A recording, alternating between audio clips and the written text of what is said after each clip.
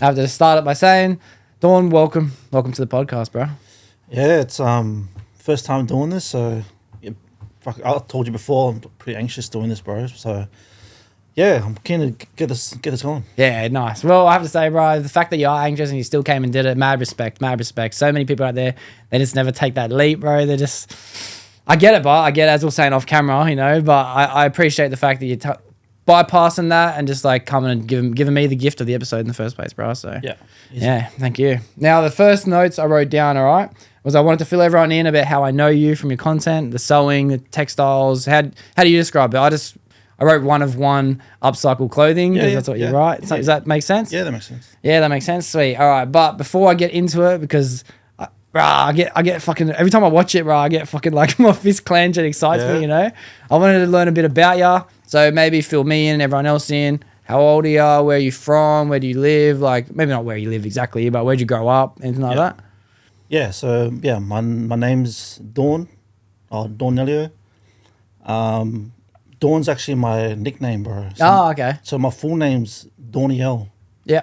That's actually Hebrew for Daniel, bro. Yeah, nice. So that's my parents because I grew up religious, so they thought it was, I don't know. I actually don't know why they chose that. Yeah. Bro, actually. Here we go. Actually, the origins of my name, bro, came from I was born with no name. So they didn't actually have a name for me picked out. Wow. It wasn't until a Hebrew cleaner came into the room and was talking about something about in the Hebrew Bible. She just said the name. She said, "Oh, Daniel," and they're like, "What's that?" She's like, "Oh, it's Hebrew for Daniel," and they're like, "Yeah, sweet, we'll do that." Wow. So then they called me that. But growing up as having Daniel as my name, bro, in school, fucking teachers wouldn't know how to say it. Kids wouldn't know how to say it, bro. Yeah. How do you spell Dawniel? So Dawniel is Dawniel. Okay, yeah. And then Dawn is literally just shortened. So Dawn's still there. Yeah. It's just literally shortened to Dawn. Yeah. So not when I was going by, but yeah, back when I grew up, being called Dawniel. Yeah, I don't know. It wasn't like I got the ick, but it's just like it's weird when you meet people, you say your name, they're like, huh? Oh, really? Every time, bro. Like it's a hectic name, bro. Like every time, like, and then they'll even like, oh, Daniel, or they'll always, bro, mispronounce my name. So then I think I started high school, and then I was like, bro, I don't want everyone to be confused by calling me my name, you know? So I was like, nah, bro, I want to be known, bro. I call myself Dawn. I started saying, bro, mum, call me Dawn. Dad, call me Dawn. Everyone started calling me Dawn. It maybe took like a year, but then after that, bro, the only time I would hear my name, my real name, was if I went to like a family gathering and the aunties were calling me, "Oh, Dawniel." I'm like, bro, who the hell is that, bro? Or like maybe I would outside of high school, I'll see like one of my primary mates and they're like, "Oh, Dawniel." I'm like, bro, what? Bro, who's this? But like, yeah, that was the kind of origins of my name, but yeah. That's cool, bro. Where were you born? Where were you born? So I was born and raised in Campbelltown, bro. Yep. So, you ever seen the Spaniard did a video, the highest housing, the highest housing commissioned percentage in the suburb. Yeah, like, I think that was a while ago, that video. Yeah, it was Claymore and Aids. Yeah. So I was born in Campbelltown and I was raised up in Aids, bro. Yeah. So I went to the high school there. I went to the primary there. I went to the high school there. And in the video, it shows that, bro, there's a primary school, and then across the road, there's a high school. Wow. And then right across the road from that is the detention center, bro. Wow. So, like... Wow. And it is rough, bro. Bro, that's some kids, bro, up in those streets, bro. Yeah. But, like, living there wasn't bad. But then when you go out of it, everyone's like, oh, fuck, you come from Aids. And it's like... Yeah, it just got a really bad tone, had a really bad undertone to it. Bro, so it got so bad that the government actually changed the name. Oh, really? So now Aids is not Aids anymore. It's called Newbrook. No way. Just because of the stigma. The stigma of Aids, bro. That it was so like stigmatized, bro. And even watching Spanion's video, I haven't been back to Ed's in years, bro.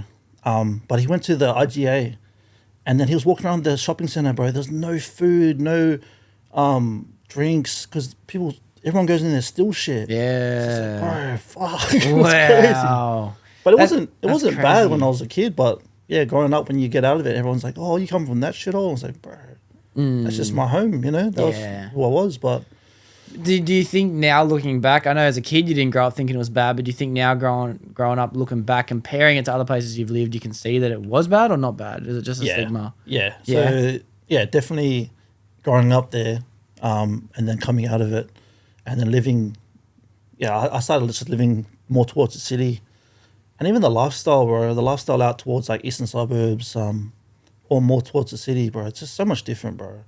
Like it just feels like everyone's happy, bro. Everyone's just more happy, bro. Yeah. Everyone's not walking around with a glum like look on their face, and like the thing about Campbelltown, bro, it's just full of bogans. And like people from Campbelltown would understand that. That's not a diss. Yeah. Like it's full of bogans. Yeah. And then when you get out of Campbelltown, bro, it's like, yeah, it's everyone's kind of just changes, bro. Yeah. It's just the area, you know. Mm-hmm. And I'm not dissing on Campbelltown and where I come from, but that's just the reality, you know. Yeah. Well, I grew up in St. Mary's, and I pretty much spent probably there to like 13 or something like that, maybe 14. I can't remember. And then I was in and out of there for a little bit. I still had all my mates living there. I moved back in with a couple of mates a couple of times, but then I came out to like the hills area, and don't get me wrong, like there's still, I'm just going to call it juvenile fun going on. Like there's still, you know, shit to do. But I really got a good perspective change of what it was like culturally growing up. I didn't notice it was like, you know, even a lower economic society to be living in. But as soon as you move out of it, you're like, wow, like that's crazy, bro. Yeah. You know, people live so differently, bro. Yeah, man. You don't know until you leave. Basically, you leave it. So, yeah, it's a big change of world. But, yeah, it's good to... But I feel like coming from there has kind of shaped who I am. And like, bro, I appreciate like I appreciate everything I can do and everything that I go through, just because like, yeah, you come from where you're not supposed to, you're not supposed to make it, bro, from there, you know? Yeah, good point, bro. So like, have you seen that Jaden Lane guy? Yeah, mad. I love his content. Bro, he's killing it, bro. Yeah, bro, he's from Campbelltown too. Is so he? So wow. he's fuck, when I first started, bro, he was probably one of the first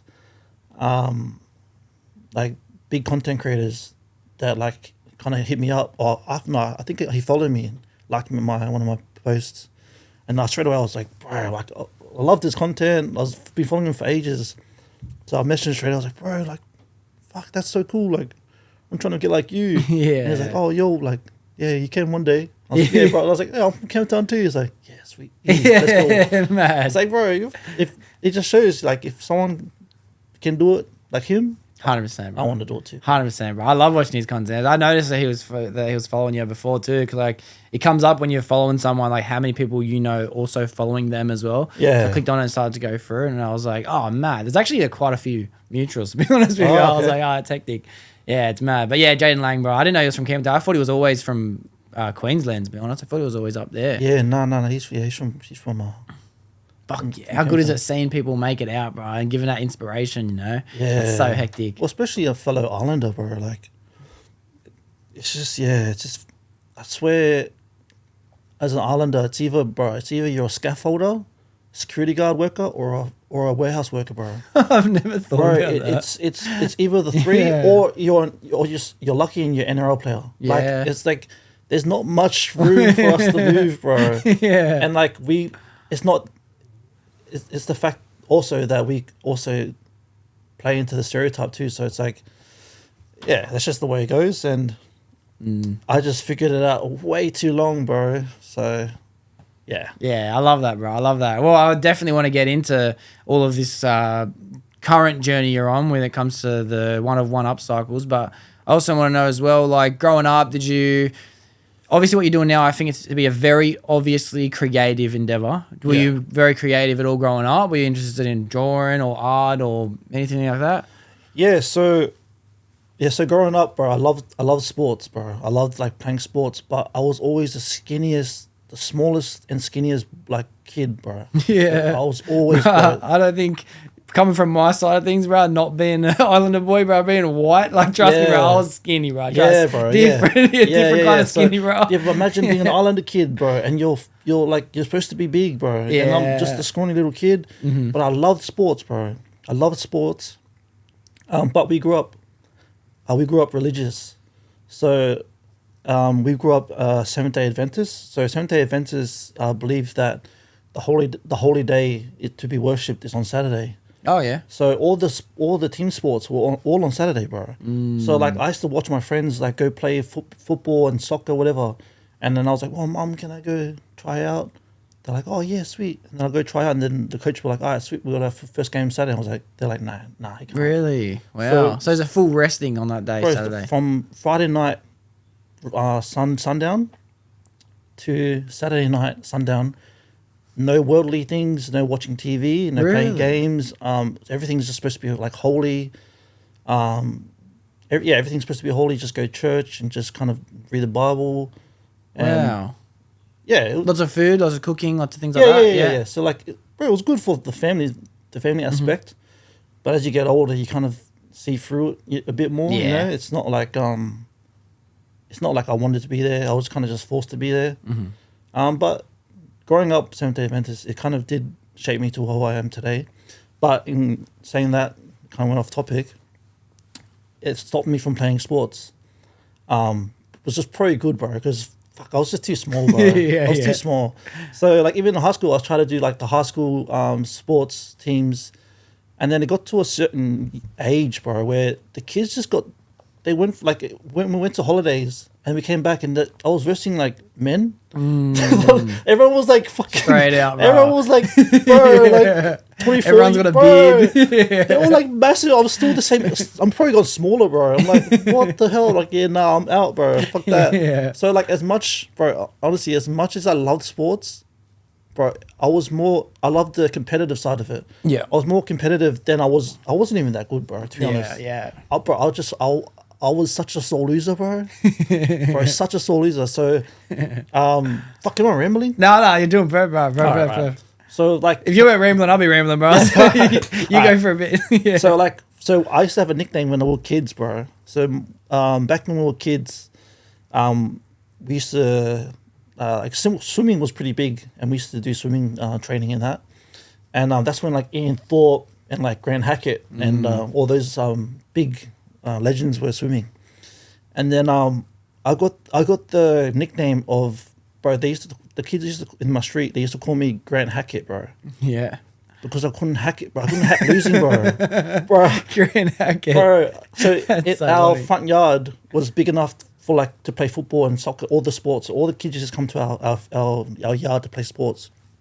So it was our ball, my field. Yeah. So they'll come over, bro. If I lost, bro, I'll get the ball. I'd run inside, bro, and I'd be like teasing them, bro, but in the window, like, yeah, you can't get the ball. But like, bro, they're like, bro, you lost. Like, what? I was like, yeah, but I got the ball. Like, Yeah. you know, I was that kid, bro. Yeah, it's mad. But I was so competitive, bro.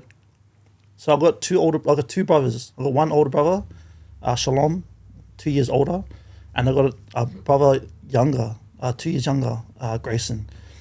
I was so competitive, bro, that I used to try and be competitive with my older brother, but he was just like a giant, bro. Yeah. He was like a lanky, fucking 6 foot, bro. I was like 5 foot, skinny. Yeah. And then I used to try and like put it over him, you know? Yeah. And every time he was like, bro, get the fuck off, bro, you know?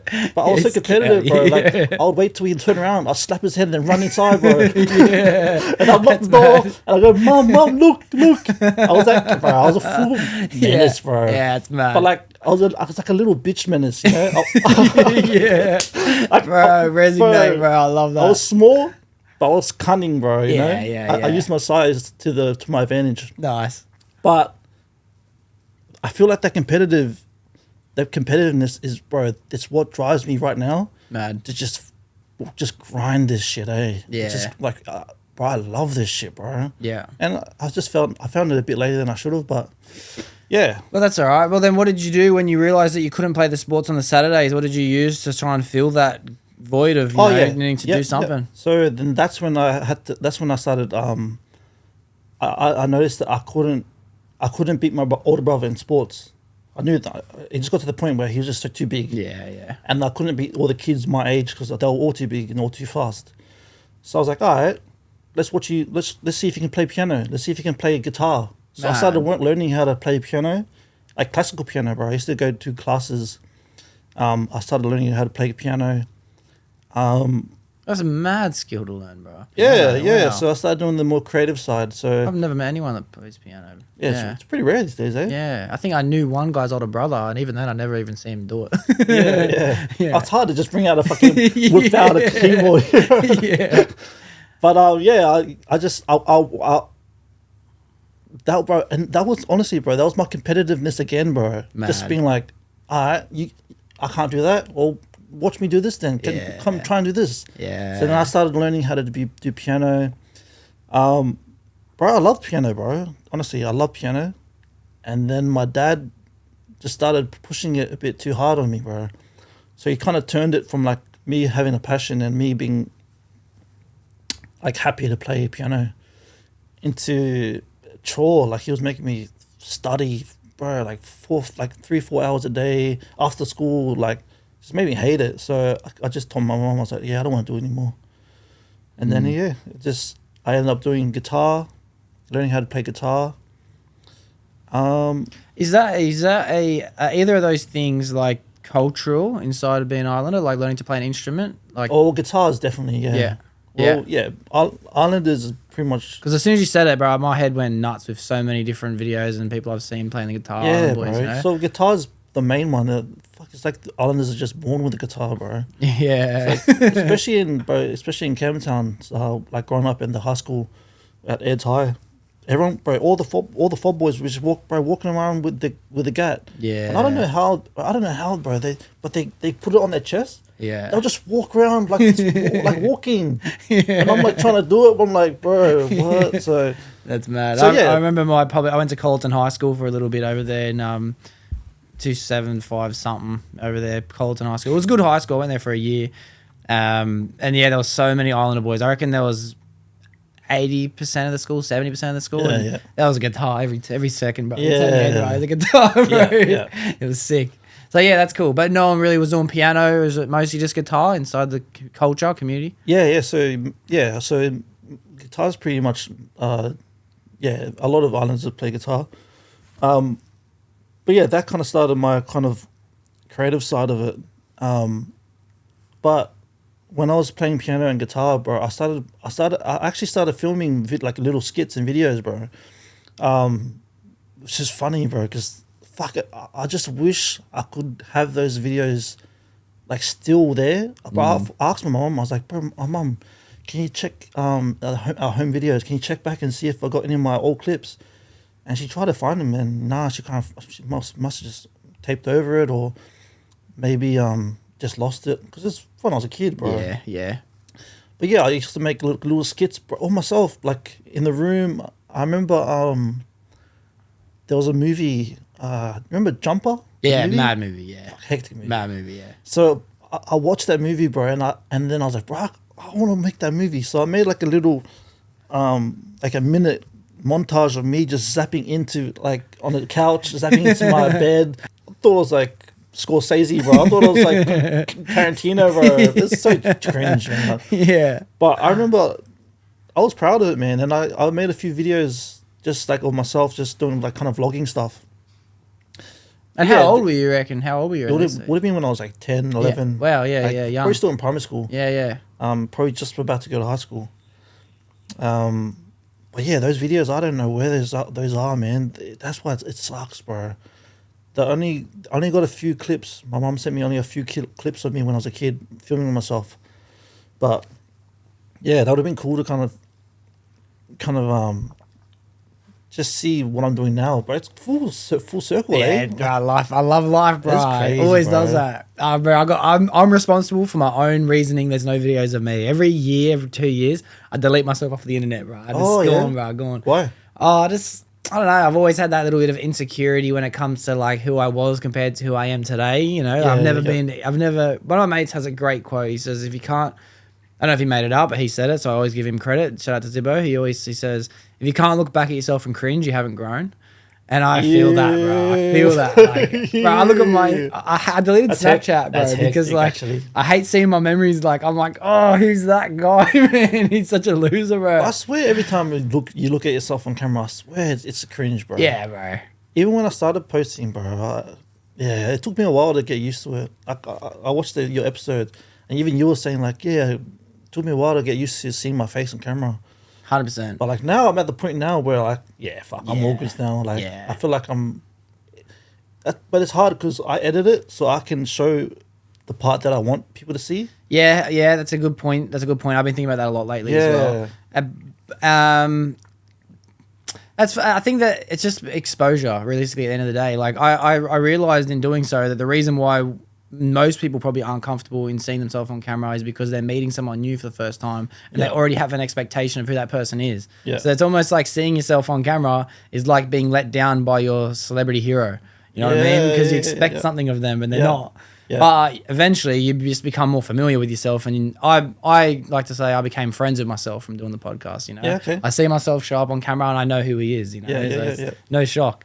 Well, there's no hiding, bro. There's no hiding. Once you're on camera, it's like a true mirror of yourself, you know? Yeah. And it's like without you looking at it, it's just like it's from it's like the outside perspective looking at you. So it's like true, bro. It's your true form, bro. Yeah, right. So when you cringe, you're like, fuck, I don't look flattering on camera. I was like, bro, because you don't, like, that's who you are, like, bro, I've been making videos forever. I had like a YouTube channel in like year 6, year 7. Me and my mates used to do parkour, bro, and like steal this shit. Deleted. Go on. One of my mates, he thankfully still has these skits from the cameras and he's on his computer. And there's a couple of videos of him on YouTube embarrassing as well. That's hectic. It's cool. At least you guys fucking documented it and kept it. Got a couple. But there's nowhere near as many as there could realistically be. You know? Yeah. So I know what you mean, bro. It's a shame. But I think it's cool, bro. It's part of evolving, you know? Like, you don't need to have it. It's just, it'd be nice, you know, every now and then. Yeah, well, like, in the content creation game now, it would be cool if you kept all the videos that you had when you were younger. Yeah. To kind of, like, fuck, you can always use that, bro. And I always thought, like, there's like, I'm doing a video, I'm like, fuck, if only I could just, like, cut this montage in, that would have been sick, but... Yeah. Now I'm trying to, like, document a lot more. Mm-hmm. I'm still trying to be, like, comfortable just whipping my phone out, bro. Even doing that, it's like, I have to ask around, like, okay, is this all right? Are you guys all right with this?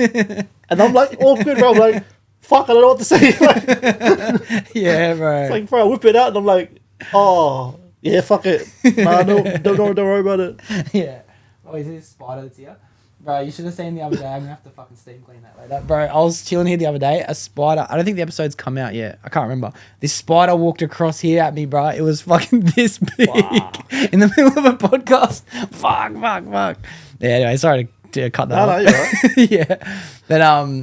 But, speaking on that point on content creation being in public, bro, it's a weird feeling, as we're saying off camera as well, but...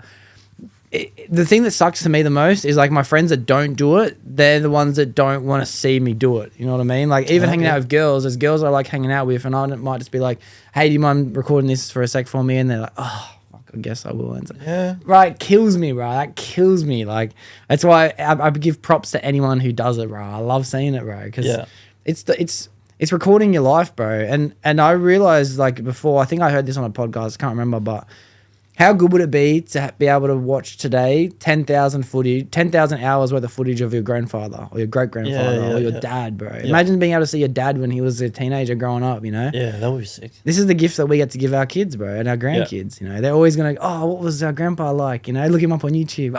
You know? Well, even in saying that, like when you, I heard you talking in your 100th episode about how posting your content is like posting to your diary, bro. Yeah. Bro, so when I first started, I that's how I felt about it because I started posting, bro. Fuck, I got nothing, man. So like, fuck, should we go into that side of it? Yeah? Oh yeah, no, okay. I want to, but I just want. All right, well, we already touched base on the creativity side of things as well. But there's a couple of things I wanted to ask you as well. It's like music's obviously a great form of expression. I find a massive relation between anyone who does any form of creativity is it always comes off the back burner of another one. It just seems to be in these conversations I'm having, creativity ripples and it transitions and it transforms. You know how energy can't be created or destroyed? I feel like creativity is a form of energy and it's only transformed from another form of energy, you know? Okay, yep. And I think the stuff you're doing now is very artistic. So I'm wondering, like, the stylistic approach, like, to me, it doesn't make sense how it came from music. The creativity side does, but it's like, we're interested in, like, art or drawing or painting or even clothing or style or anything like that. Yeah. Okay. So, growing up in Campbelltown, we didn't have that much money.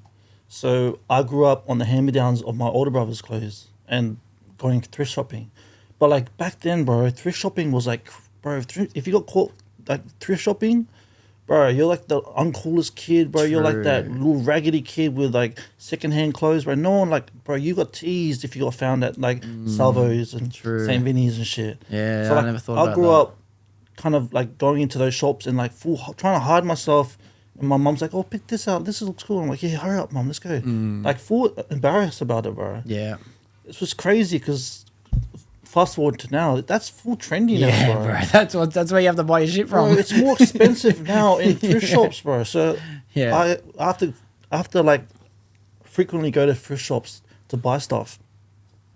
They're like treating it like it's it's more expensive than online. It's more expensive than normal clothes, bro. Because they know it's one of one pieces, bro. It's a vintage pieces.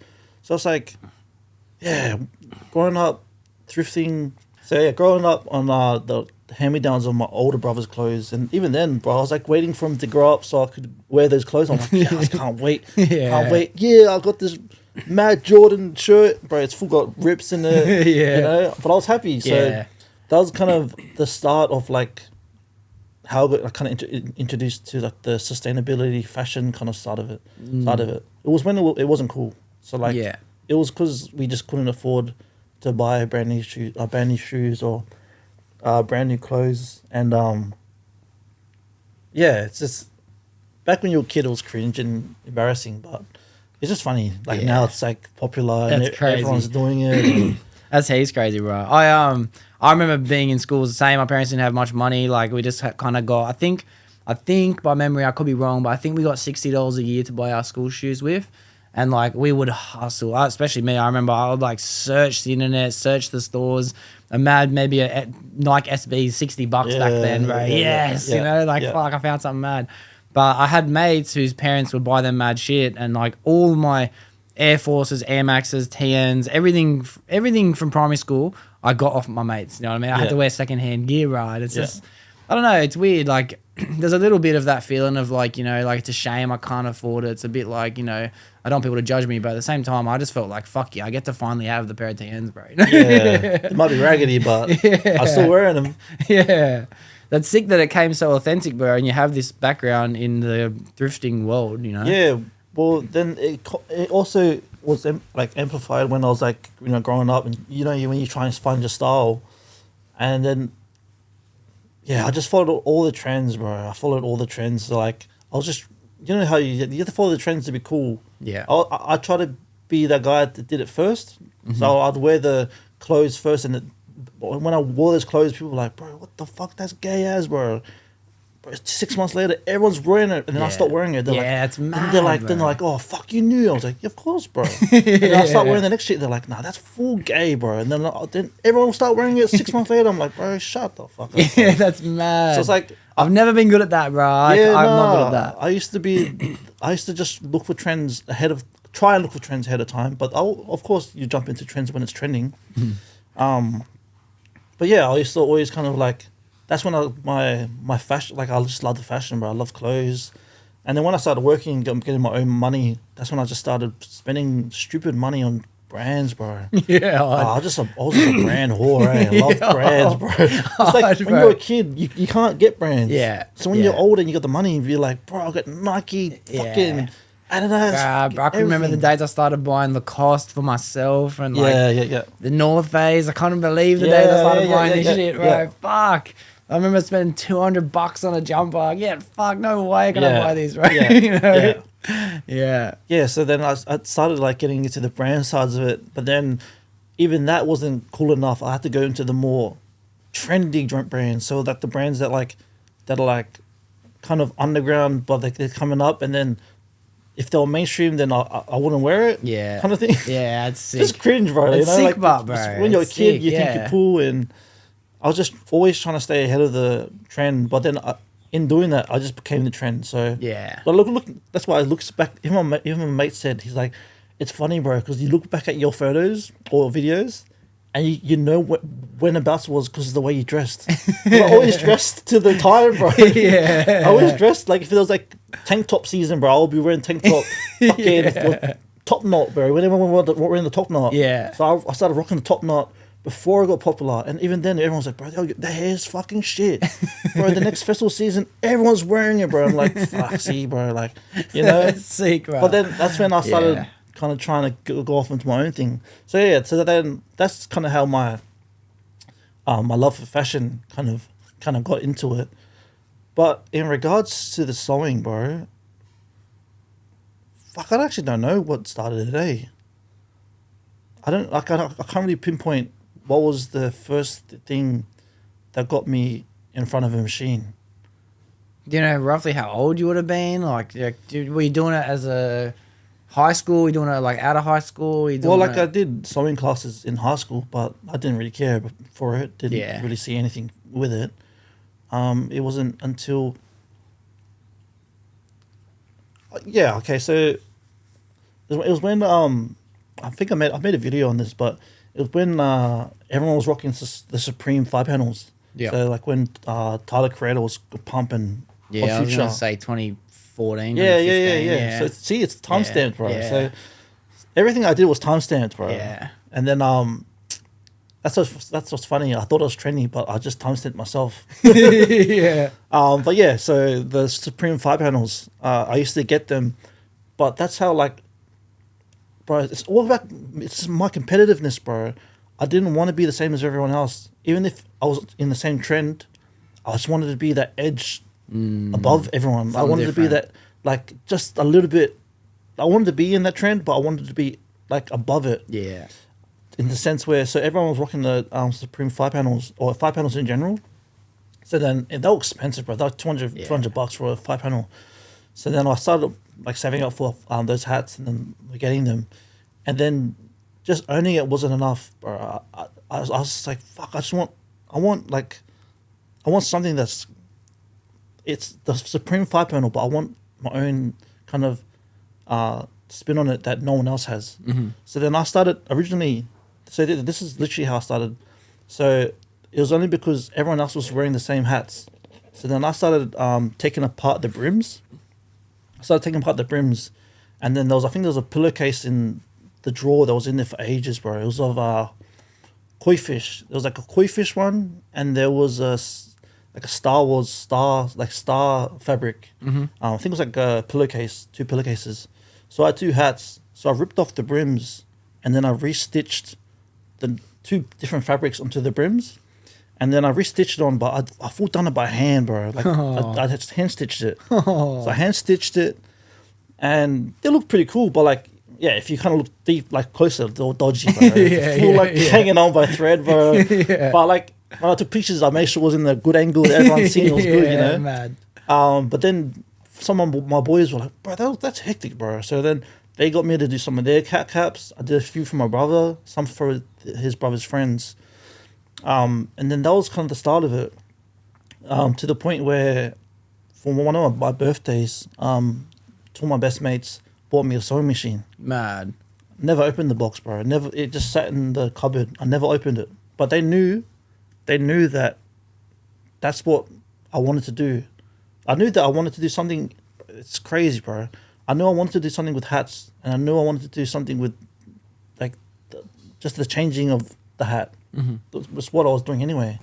And it was only because I seen the success of other people saying, fuck, it's just the reaction when they seen it. They're like, bro, that's hectic. Yeah. And I was like, yeah, it is. It is. Like, no one's got this, bro. No one's got this. If you want one, pay me. Yeah. So then that's that's hectic. kind of how it started. Yeah. Fuck, bro. It's so hectic, bro. That's going back, dude. That's going back in time. Like, So to go to 2014, 2015, that's 10 years, bro. Yeah. So that would have been maybe early 20s. So I would have been maybe 22, 23. And then that was like when we'll peak festival season, bro. So we're just doing all the festivals, fucking clubbing every week. Doing all the fucking shit under the sun, you know. Which is, I always think back now, if I did what I was doing back then in the scene that I was in. So I was in the party scene, bro. I was in the party scene. I was in the festival scene. Our social group was so big, bro, because we just always went out. It's always gone on it, you know? Yeah, especially that age, like, things just multiply. Yeah, bro. And then when you're at the age, and like, everyone wants that one-of-one shit. So I was doing it, but I wasn't, like, I think I was more keen to party, bro. I just wanted to party, bro. You just wanted something to look hectic while you party. Yeah, bro. I was cooked. I was like full munted, bro. But I looked cool. Like, I looked sick, fucking cross-eyed in the club, you know? Like, But yeah, that's crazy. That's kind of where it all started from. That's mad. Where was it going with this? That's all right. I might pick it up from somewhere anyway. Like, you said that at that age, around 20, 22, whatever age you were when you started doing it, you started to save up to make your own, to buy the good shit to customize. Yeah. What were you doing for work at that time when you were trying to save up? Yeah, so I think I was doing like odd jobs, bro. So I was doing like laboring jobs, and I was doing I'm pretty sure, I was doing laboring jobs just here and there, bro. Bro, to be honest, bro, my 20s, bro, I pissed it away partying, man. Like, looking back at it, it was good years, bro. Yeah. Like, and the mates that I did with, I'm still best mates with now. Like, they're still my best mates. But I feel if I just locked in back then, fuck, bro. Yeah, bro, you can't, I don't know, bro. Like, I think that sometimes too about myself. Like, I've had a fucking spiral of a life so far, and I've gone up and down multiple times, and I don't regret any of the fucking times I spent being, but mind you, I took it pretty far. A few times, I took it pretty far. Yeah. But I don't regret it, bro, because I think, like, that's done. That chapter of my life is done. I never have to worry or contemplate or wish or regret or miss. Yeah, or, no, 100%. Like, I had fun, bro. I swear to God, I had fun. And yeah, I could be a lot further along today if I didn't, but I never got to experience that life either, you know? Yeah. Yeah. Well, that's the thing. I don't regret. I regret some of the near the end of the party season of what I was doing. Kind of just took it too far, bro. But yeah, we'll get into that a bit later. Mm-hmm. It gets pretty bad. Yeah. But yeah, so with the hats, and then my mates bought me that sewing machine. Would have been when I was like 24, 23. And then I never opened the box, bro. I never opened the box. Then I did a few like mending jobs. Just used to hem shirts for people with rips, for the boys. Some of them, you know, maybe they got a stitch off their hat. I've restitched it together. And then it wasn't until COVID, so a bit of time after that passed, that I just started, because it was lockdown, and you couldn't do shit, bro. So then I was like, there's only so much games, so much movies you can watch. So I just like kind of thought like, fuck, I want to pick up a hobby. And then I kind of looked back and I was like, bro, like, there was that sewing machine that collected dust in the fucking cupboard that I never opened, bro. So then I kind of was like, oh yeah, fuck, I want to start sewing. I didn't know where that sewing machine went, who knows. But I was staying with one of my best mates then, Zach. Shout out Zach, legend. Legend. Yeah. I was staying with him, and I was like, oh, does your mum have a sewing machine? He's like, yeah, it's just an old one. I was like, oh, sweet. Well, can I crack it out? He's like, yeah, sweet.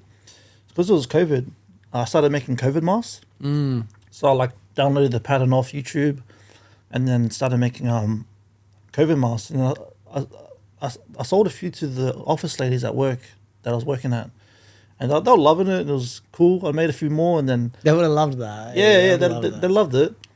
But then it was when I kind of like try to push it to other people. They're like, yeah, nah. I was like, oh, all good. So then that was then. And then, fast forward maybe until last year. what's 2024? 2024, yeah. So it would have been like January 2023 last year. That, bro, I was just like, the job that I was at, which wasn't it, bro. Like, fuck, I was just like, I hated getting up, bro. Like, I was looking at my age, I was looking at the clock, bro. I was just like, what the, bro? Like, literally, what am I doing in my life, bro? I've wasted so much of my years, bro. And before we go forward from this point, how many times in your life had you gotten to that moment you were already at? Like, that point, I feel like a lot of people can resonate with, like, what am I doing with my life? Like, was that the first time you had a reality check, or was it just another time? That was just the first time I actually sat down and like wrote down like things that I thought that I could be good at, and things that I could do to implement getting better at that. Yeah. So it was like literally like trying to plan it. Like before it was like, fuck, I hate my job. Oh fuck, I'll just go back to work. Yeah. Like I never like. I talk shit, bro. I talk shit to myself. I got too comfortable in that job, and I just got too comfortable. And you say you want to get out, but then once you say something, it has no meaning because you don't do anything to implement it. You know, it's just dread. That's my definition of dread, bro. Dread is like not acting on the comfortableness. You're uncomfortable being comfortable, and you're dreading it. Yeah, no, for sure. Then it was until last year when I actually like, bro, I literally just like slapped myself. I was like, bro, come on, bro, like you hate you, like I was full depressed, bro. I was full depressed. There was a few years of this, bro, but we'll get into that a bit later. But yeah, I just kind of that one day I was just like, nah, bro, come on, man, like I want to be. Bro, I was like embarrassed to kind of talk about my career, like my job, bro. I was embarrassed to talk about what I did for a living, bro. When someone's like, "Oh, what do you do for work?" I'm like, "Fuck, bro, I'm a warehouse worker. Fuck, I'm on a forklift all day. I'm driving trucks, bro. Like, that's not something to be proud of, bro." And I wanted something that my parents would be proud of, saying, "This is my boy. He's doing this." Like I wanted that, bro. Wow. And I didn't have that, bro. I literally used partying to escape my responsibilities of trying to be better, bro. Yeah. I drowned it out. And then once I stopped partying, there was a few years where like I was lost, bro, because I didn't have the vice to disguise what I was disguising, you know? So, yeah, fuck, bro. That's fucking mad deep, bro. I love that. Like, it's so important to say that because so many people can identify with it, bro. Like, I'm like that too. I get stuck every now and then and I've had it in the past. Right now, I'd say I'm pretty comfortable. I like to admit what I do with my life, what I do with myself. But and I think that when it comes to like not being proud of the fact that you want to tell someone what you do for a living, it's because there's something that you want to do more and you're not doing it. You know what I mean? Yeah, like a lot of people might find satisfactory in doing cleaning or warehousing or garbage truck driving. It's honest living, bro. It's honest living, bro. It's honest living. And I think you can live a great life by picking a job and turning that job into a career. You can live a good life, but when your heart is calling you to do better and you're not doing it, it's like your brain starts telling you that what you're doing is shit to push you to do more. You know, it's like the imagination plays a big part in the fact that people aren't happy with what they're doing. You know, the imagination, which. A lot of people don't even have that imagination. They don't dream a better future, a bigger life, make my parents proud, you know. They don't dream like that. And yeah, I don't know. I think that some people don't know what it's like to feel unhappy with what they do for a job. And that's okay for those people because we still need people to be working Maccas and we need guys to be doing Uber driving, you know. But when your heart's telling you want more, bro, listen to it, bro. Listen to it. Yeah. Well, that's what I feel like. I shut that voice out so much times, bro. Like I had that voice when I was early 20s, and I drowned it out. I drowned it out with all the partying and drinking and all the bullshit that came with it. And yeah, I'm not trying to say I regret it, but yeah, I just feel like I just missed so much years that I should have been doing what I'm doing, bro. It's crazy. That's why I feel like, bro, I'm just hungry, bro, because I'm just making up for the lost time that I should have been doing this, bro. Yeah, that's why, bro, I'm grinding the fuck, bro, every day, bro, hours, bro. Man. Just because I'm just thinking, bro, fuck, you should be doing this 10 years ago, bro. Playing catch up. You should be done, like, that's the hardest part about it all. But I feel like that's what drives me to go even harder, you know? So, Yeah, maybe you wouldn't have had that hunger at 22, 23, bro. You know, Yeah. even if you did start doing it, you might have done it for a week and then gone out, fucking had a mad time, come back, watch TV, then maybe a month later picked it up again. Yeah. But now you're like, yeah, let's catch up, bro. You know, Well, that's the thing, is everything happens for a reason, bro. So, and, you know, that's just the way life is, man. It's just like, fuck, it's surreal, bro. I don't think I'd be where I am, what I'm doing, and bro, I'm nowhere near where I should be. Where I'm not saying I've made it, bro.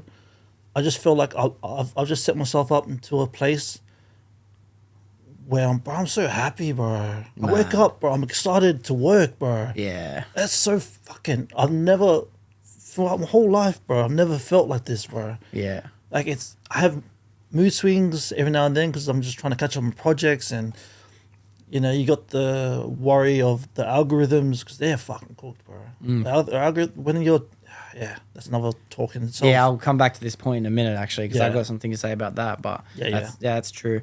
What did you start doing then? Did you go straight back into the hat scene when you started in January 2023? Yeah, so around that time, I seen a few. So what I'm doing is not new, bro. So there's other people, there's other creators that are killing it, and they've been doing it for years, and I've followed them for years. And every time their hats come out, I'm like, fuck, that's hectic, bro. That's mad. That's hectic. Yeah, and I was that's like, mad. bro, I can do that, bro. I can. But then every time I seen them post something, I'm like, bro, why don't you just add this to that? Yeah. But I'm saying that with no knowledge of how to do it, bro. Yeah. I'm just sitting I'm at work, bro, on the forklift, like, bro, what? I could do better than that. I had no knowledge, bro. You know? That's how competitive. This is the competitiveness that came back every single time, bro. Yeah. And then, in saying that, I didn't know what the fuck. I didn't know how to sew, bro. I didn't know how to do all that. And then I think there was one creator I think he's in Europe. He was killing it, bro. Every post he was doing was just smacking up numbers. I seen all the comments, and I'm like, fuck, bro. It would be nice, bro. It would be nice. And I was like, bro, fucking do it then. Yeah. Like, I just thought, bro, every niche, bro, there's thousands of people doing it. There's most of everything that's done has been done before. It's very hard to fucking kind of be an originator, bro. It's very hard. But the only thing that makes you different is you and what you bring, you know? Facts. So I just thought, when I was seeing his content and the way that his numbers were getting, I'm like, if I'm like sitting here as a critic, like saying I could do this better, I could add that to this, then I was just saying, bro, why don't I just do it then? So then that's when, I think it was February or January 2023, I ordered, my first sewing machine, the Singer 4423 heavy duty machine, I think. How much would something like that cost you? It was like 500, I think. No. 500 from Spotlight. So yeah, that was a big purchase, the first big purchase of it. And after that, I was like, even then I was like, fuck, bro, would I even use it? Fuck, who knows? When they came in, I went to the thrift shop and I bought a few like jerseys to cut up. So our place that I was staying at, I was staying in a share house with one of my best mates, and we had no room in there, bro. So I started sewing on the kitchen, in the lounge room, on the table, and that machine was so loud, bro. So like my mate was kind of like, "Fuck, bro, come on, bro." Like, and the only time I could do it was when it was at nighttime because I was working all day. So he was good with it, man. Like he was a good sport. But then when it got late, he was like, "Oh, all right, bro, come on, like it's loud, bro." And I was like, "Ah, sweet, we'll turn it down." Mm-hmm. So there was only like a limit to how much I could work every day. But even then, it wasn't work. It was just like learning. Yeah. So I started chopping up my first hat that I ever made from start to finish, and like learning from YouTube. Bro, it's so bad, bro. Yeah. It's fire. The brim's like not even. It's like hanging off. It's not even like connected. Fucking the sides like full like wonky. All the stitches are like not straight, and I'm like sitting there like, fuck. I was so delusional thinking that I could just pump it, bro. Yeah. I was like, nah, okay. We'll just grind it out. Did you want to throw the towel in that moment and be like, fuck, this is harder than I thought? Or was it just like, I got to keep going. What was it like? So it was a mix, bro. It was a mix. So it was that at the first one, and I was full like, bro, what? This is crazy, bro. This is like so complicated. It's like, have you tried cutting your own hair? Yeah, when I was like fucking 8, I chopped the front off. So when you try, I try to cut my own hair before too, and then everything that you do is opposite from the mirror. Yeah. So that's, bro. So hell, it felt like, oh, I'm not even the haircut analogy. It's more like you know, like inversion on like PlayStation controls. So Yeah. do you know there's people that just play inversion? Yeah. Bro, weirdos, eh? Yeah. You jump on the controller, you're going up, they're going down. Like, bro, what the fuck? Yeah. It feels like that, bro. It feels like you know what you're doing, and then you go to do it, and it's like ups, down, lefts, right. Everything's like not where it's supposed to be, and because you're like, you just don't know what the fuck you're doing. Yeah. That's the only way I can explain it. Is that because, and I know I'm going off topic a little bit here, but is that because you do things from the inside out, or is that just naturally just what it's like? Yeah, so basically, the sewing is basically, it's like a jigsaw, bro. It's like a puzzle. So you just cut up pieces, but you just have to sew it with kind of inside out, and then you flip it in like from outside from yourself, and then that's when it's like the outside is the good part, and the inside's kind of the way you kind of hide the. I thought so. So you're kind of imagining joining those two pieces and what it would look like on the outside, but you're actually doing it from the inside. Yeah. And then you got to make sure the inside's clean too, with the outside clean. So Sounds a bit complicated. Bro, it's complicated, man. It's complicated, but yeah, again, bro, my competitiveness was just like, all right, bet, bro, I got this, bro, I got this. And then my missus that I'm still with now, Leanne, fuck, she's been so supportive, eh? She's been so supportive. I'll be grinding like long hours, and then she'd be like, "Oh, can I come over?" And I was like, "Oh no, I'm sorry, I'm just trying to learn."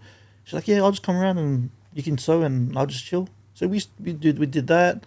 That's mad. That's very rare, bro. That's mad. Bro. Yeah. And then even she got her own apartment. I moved to the city, and then I started coming to hers and then sewing in her studio because it was just too loud where I was in my share house. So I started sewing in her studio, and it was just a 1-bedroom studio. And even being there, that's when I started learning a bit more because I could do more hours, bro. I could do it from like when I wake up on the weekend till nighttime, and even further. But where the share house I was at, I had to be mindful of my mate. Yeah. And he'll bring his girl over, and it was just like, it was like right next to the TV. I was trying to watch TV. And, It's loud, bro. The machine I had is loud. So I had to be cautious. But then when I went to my missus's place, I could just so how long I ever wanted, bro. She was keen. She was happy with it. So how, when you were only getting these limited hours a day, was that frustrating at the time? Like, were you thinking about doing it when you weren't able to do it, or were you just waiting for those hours, or was it just something that you were in the beginning of January last year, like picking up when you could kind of thing, or were you locked in? You know what I mean? Like, I'm curious, bro. So it was too locked in, bro. Yeah, it was too locked in to the point where my missus even was having concerns with it, saying like, you're like going hard on this, because it's crazy, bro. Being locked in, so working 8 hours a day, getting up at 7, coming home at 5, 6 o'clock, and then grinding on something that you don't even know what the fuck it's gonna come from it. Grinding from 6, 7 to 1 o'clock in the morning, repeat, and then weekends all day, Saturday, Sunday all day, then repeat that for months, bro. But not knowing the whole time how it's gonna come. You don't know what's the outcome of what you're doing is even gonna be. Like, you haven't even gone to I didn't even get to the social media side of it yet. I was just trying to learn the craft, but I was just trying to jam pack it in such a little amount of time, because I gave myself New Year's Day this year to post. That's what I gave myself from January 6th. January, a whole year, locked in, bro. I didn't see my mates, bro. Hardly went out with my missus, but my missus was kind of supportive of that, which it sucks, bro. I owe her a lot, man. But yeah, so just my social life, bro. I just didn't go out, didn't see my mates, and even then, yeah, my mates kind of, some of them took offense to it, but then when they realized what I was doing, you know, yeah, they kind of understood. But Fuck, bro. Do you know there's this big trend over the last 6 months online, very big trend, because I listen to a lot of podcasts that everyone talks about the lonely chapter, and that's that if you want to be great, you have to isolate yourself, bro. Yeah, so the bro Hormozy, bro, he talks about that shit. Yeah, he's a fucking great voice, bro. Yeah. So I've started listening to his podcast and what he's been saying, and then that lonely chapter came up when I was in it. So I heard that when I was sewing, and he just said, yeah, like the lonely chapter, that's when you just gotta, you just gotta put your head down and just grind with no matter the noise. I'm like, fuck, yeah. That's what I'm doing, yeah. Like, that's what I'm doing, bro. Yeah. Fuck. I don't know what's gonna come from this. I don't know, like, if it's even worth it, bro. Like a whole year of just learning a craft that I had no idea what was gonna become of it. That was the craziest part, bro. And even my miss was like, he a bit crazy, like, and I was like, fucking oath I am, bro. Yeah. Fucking oath, but. And this thing, I was watching all the motivational podcasts, and then they're all saying, like, all the entrepreneurs were saying, like, yeah, you got to grind when no one's watching, you got to work when everyone's sleeping, you got to do all that. And I was like, fucking oath, I resonate with that, because that's how I have to do it, because I was working for so long, bro. Did you find that while you were grinding, you were enjoying it, or were you grinding because you thought it was going, like what part, how much of this was play, how much of this was work, No, well, the first 6 months fucking was hard, bro. Yeah. Fuck. Yeah. It was hard, bro. It was kind of just learning something that I had no idea how to do. And then, it wasn't, bro, it didn't become fun. It didn't become fun until maybe July, maybe midway through. And when I started getting the hang of it, and I started not only learning the techniques, but teaching myself new ways of how to do it. So I seen on YouTube that they did it one way, and I was like thinking, wait, I think this would be better. And I did it that way, and I was like, yeah, that's way better, bro. For me, personally. And now all the ways I do it now is pretty much, I've kind of tweaked it to the way I want it. Mm-hmm. And then that's when I started having fun with it, when I felt like it was my own style and not just repeating what was on YouTube. Yeah. So when I started I was able to be more creative with it. So yeah, when I started becoming, being able to be more creative, that kind of helped me, it to be more fun. Yeah. And that wasn't until like July or August, so midway. But even then I was lost, man. I was lost. But I remember my first hat that I was full happy about, bro. I was like, bro, this is hectic, bro. And then I remember I walked to the gym that day. I was full proud, bro. And then midway through a set, bro, the fucking back popped out. So the hat was just hanging, bro. I was like, oh, fuck. I took it off, bro. I had the worst haircut. I was like, bro, I'm going home, bro. Fuck. And then, I was like, bro, so embarrassed. I was like, bro, what? Fuck. My hat's shit, bro. Like, I can't even hold my head. And then I worked on trying to fix that part. Then I fixed. It's all like experiment, bro. Yeah. But yeah, that's fucking so crazy, bro. I didn't expect to have this year chapter of grinding going on before the first post, because I make notes of the post, bro. January the 6th of this year, logo finished, and uploaded first post to Instagram, the orange North Face jumper upcycling. Yeah. So but there was work happening before that, bro. Yeah, bro. So around July, that's when I started having fun with it, and then I started learning how to film. That's when I was just combining the two, bro. Then I started learning another craft of, bro, even that, bro, the editing, the filming, bro, even that side of it, man. Like, I was like, and then I jumped into that side, and I was like, bro, what the fuck am I doing, bro? But I feel like I was at a good place with the sewing. So I was like, and I already knew my goal was to post on, I said to myself, no matter what, I'm posting New Year's Day or New Year's whenever. Yeah. I was going to post no matter what. And then from August or September, I started filming the hats, and the hats started actually looking good. Then I started filming the hats, and then I built like a catalog of hats plus videos. So when I first posted my first video, I had like 10 hats and 10 videos ready to go, bro. Mad. Like ready to go. Mad. But it's crazy, bro. So the first video I did, it actually wasn't that North Face one, bro. So I posted it to TikTok first. I just wanted to test the market. So I posted around November. Yeah. I thought like, fuck, bro, I got all these videos ready to go. Fucking no, let's go. I posted the first video. Bro, I got like maybe 10 likes. Got like probably one comment. And I was like, fuck, that sucks, bro.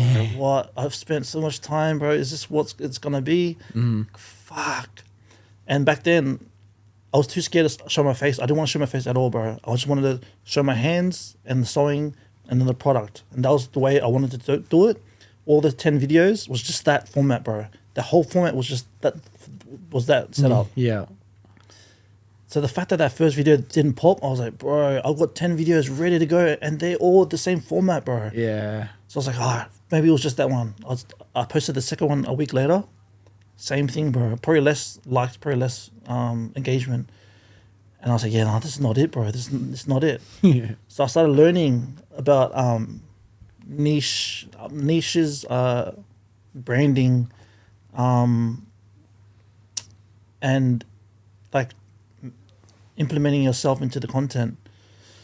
And then, yeah, they said basically like how I was saying before, like there's so much niches with so much creators for the same thing, bro. But the only thing that makes you different is yourself. So I started learning that if you create the niche as yourself, doing what you do, you center around yourself, not you around what you're doing. I hear that. Yeah. So then when I was like, all right, sweet. So how do I put myself into the videos? All right, sweet. I'll do this. Then I posted that the North Face video, and then on TikTok it popped off, and I was like, fuck, all right, sweet. But even then, bro, I full put my face on the internet, bro. I full put my face, and I was cringing. I was like, bro, what am I doing, bro? What am I doing? Like, even I had the biggest butterflies posting it because it's like, bro, it's like a vulnerability. Yeah, bro. It's like people don't realize they don't post content. Yeah. When you push your face, bro, that first time, it's scary, man. Yeah. Bro, it's like people don't post content because they're worried about what the 40, 50, 60, 100 people they know are going to think when they see it. Yeah. As soon as you post it, you've opened the eyes for 8 billion people to see it, bro. Yeah. And if you've got 40 people in your life so far that have enjoyed you for some reason, think about how many people are going to enjoy seeing you out of the 8 billion, bro. You know what I mean? But it's hard to like not think local when you first start. Yeah. Because you think like, oh, my mates, my family, that's all you think about, bro. You don't think about the world. You just think, fuck, how's my family gonna react? How's my friends gonna react? You know. And then, I posted that. Oh fuck! Actually, we'll go back before that. All right. Yeah. All right, we'll go back before that. So then, I feel like my hats were at that point where I could sell them. I honestly was happy with my hats, the way I was gonna sell them. So I made these 2 Nike ones, a yellow Nike one and a green Nike hat out of like Nike shorts. Mm-hmm. And then I posted it to my personal Instagram page. This was probably maybe November 2022. So maybe like a month or 2 before I was going to start posting them properly. But I was just like, fuck it. I'll just try and see what my friends and family and my everyone on my personal page, what they think about it. And I was just full delusional, bro. I was like, bro, they're going to love it, bro. They're going to fucking froth it. I'm going to sell it straight away. I posted the first one. Got a few likes on it. I got a few comments. Got a few messages, but no one like, bro, that's hectic, bro. Can I have it? Not one. Mm-hmm. I made another story saying, oh, does anyone want to buy it? I'll sell it for $50, bro. I'll sell it for $50. Mm. That one like got nothing, bro. No one wanted, no engagement. And I was like, fuck, bro. What the hell? So I was thinking like, if my own friends and family aren't keen for what I'm doing, like why should I post it to the world if they're not the ones who's gonna push it? And I was just like, just starting off, bro. I didn't know what the fuck I was doing. Yeah. So I got full like down, bro. I got full like down and kind of depressed because I spent a whole year grinding sewing and then about 6 months trying to learn how to film. And then when I was posted to my personal page, bro, I got no traction, bro. So I just thought like if they can't even like my stuff, bro, how am I supposed to put it out to the world? Like how am I supposed to be confident with that? And then I actually had this talk with my barber at the time, Eddie, bro, legend, bro. I I sat down with him and he's like, "Oh, so how's life? How's the hats going?" I'm like, "Yeah, bro, it's going alright, bro. I posted it to my videos, to my Insta." And he's like, "Yeah, did you sell it?" And I was like, "Yeah, nah, bro. No one wanted a piece of it. Like, if people that liked it, I even went to them, messaged them. I was like, bro, do you want it?" Nah, left me on scene. I was like, fuck, all good, whatever. But he's like, "Yeah, like, bro, don't worry about it, bro. Just post your shit." And he said, he's like, "Bro, make a new page and then start posting on that." I was like, "All right, sweet." So then that's when I remember that TikTok page, and I started posting on there to no one, bro, no one. So I posted that first 2 videos. They didn't do well. And then about November, about a month before I was going to start posting, I posted myself with my face in it. And right at the start, bro, I was wearing the hat with my face. And yeah, fuck, I got traction, eh? I actually got engagement. I was like, bro, that's hectic. So then I was ready to post on Instagram. But I made a full new account. I didn't use my personal page. And yeah, the North Face went alright. Bro, it was that second video I did. And honestly, I don't know if it was luck or maybe the algorithm just favored me because I just begun. But I posted the second TikTok, Nike TikTok, with the 2 hats, the green hat and the yellow hat. And bro, it went viral on TikTok. It went crazy. So much comments. I went to sleep and I woke up and I think I had like 5 followers on my Instagram page, bro. No one. And then I woke up and I think I had like 150. Yeah, mad. And I was like, bro, what the hell's happening, bro? What? Yeah. Like, and I didn't even post nothing on there yet. They were just coming because it was linked to my Instagram. Yeah. So then I went to my TikTok and I was like, bro, what? Like, engagement was going crazy, comments, likes. Everyone was asking, like, can I have these hats? And, bro, like, I got full teary, bro, because I was like a whole year of grinding, bro. Yeah. And then what I thought like I could do was happening right before my eyes, bro. I full screenshot. I was like going through the messages. I was so happy, bro. Yeah, that was the start of it, bro. That's crazy. That's crazy, bro. That much prep went into doing it, bro. And you had the foresight to know what. You just had the dream, bro. You had the dream of what could be possible, bro. And you stuck to it. You know? It's fucking a bit of delusion, bro. To be honest, you have to have delusion, bro. You have to have delusion. Yeah.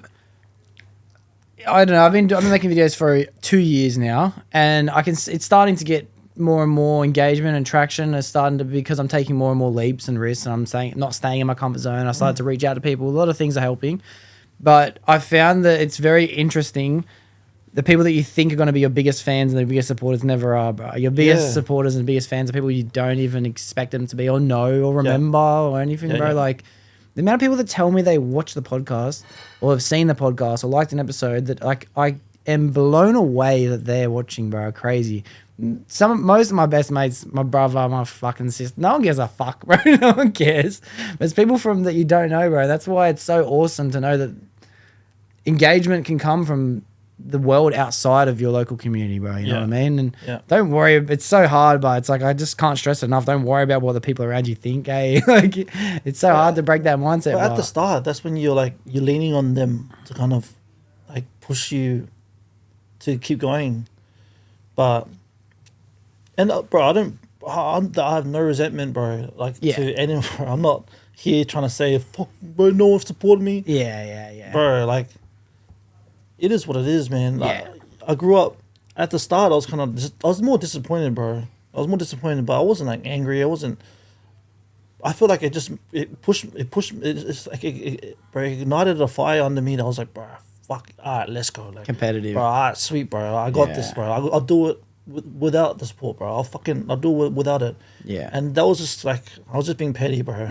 But then once I kind of matured through the year, I kind of look back. I was like, nah, it's all good, man. Like, bro, everyone's too busy with their own lives to worry about what you got going on, man. Like, that's what I think of too, and that's why it comes with so much appreciation when someone is watching or paying attention or liking or commenting or just sending you a message saying that's hectic or buying something, bro. It's like, because people have their own lives, bro, and they're choosing to invest that time and effort into our lives, like, into whatever your creative pursuit is. If you start a business and you start working on cars and someone you know from primary school wants to come through you, bro, that guy could have gone to anyone else on this planet, you know what I mean? And he's choosing to go through that guy. Like, it's such a blessing, bro. And people maybe I've got to say myself is to blame as well for this mindset, but maybe people expect that just because they're making an effort that people should pay attention, you know? Yeah. I think I might fall into that category, you know, a little bit.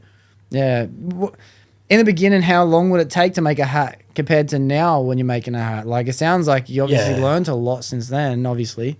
Yeah, at the start, it took me ages, man. It took me, because, bro, I'm a perfectionist, bro. I like, if it's not, that's the thing. I'll show my missus and she's like, "That's hectic," and I'm like, "Nah, look, it's wonky, bro. It'll be like one stitch, bro, and I have to go back and do the whole part again just because I'm not happy with it." Yeah. But then it all comes back down to also, bro, like I still suffer from the imposter syndrome, you know, that side of it, bro. They say like, you know, you're your own biggest critic. Yeah, that's whatever that saying is, you know. Yeah. It's true, bro. I still think some of the things that I do, fuck, it probably is, bro. Like, sometimes I send customers stuff, they don't get back to me, and then I'm like, fuck. You know? I don't know if they liked it. I don't know if maybe I fucked up. And they're just being nice. Maybe I don't know, bro.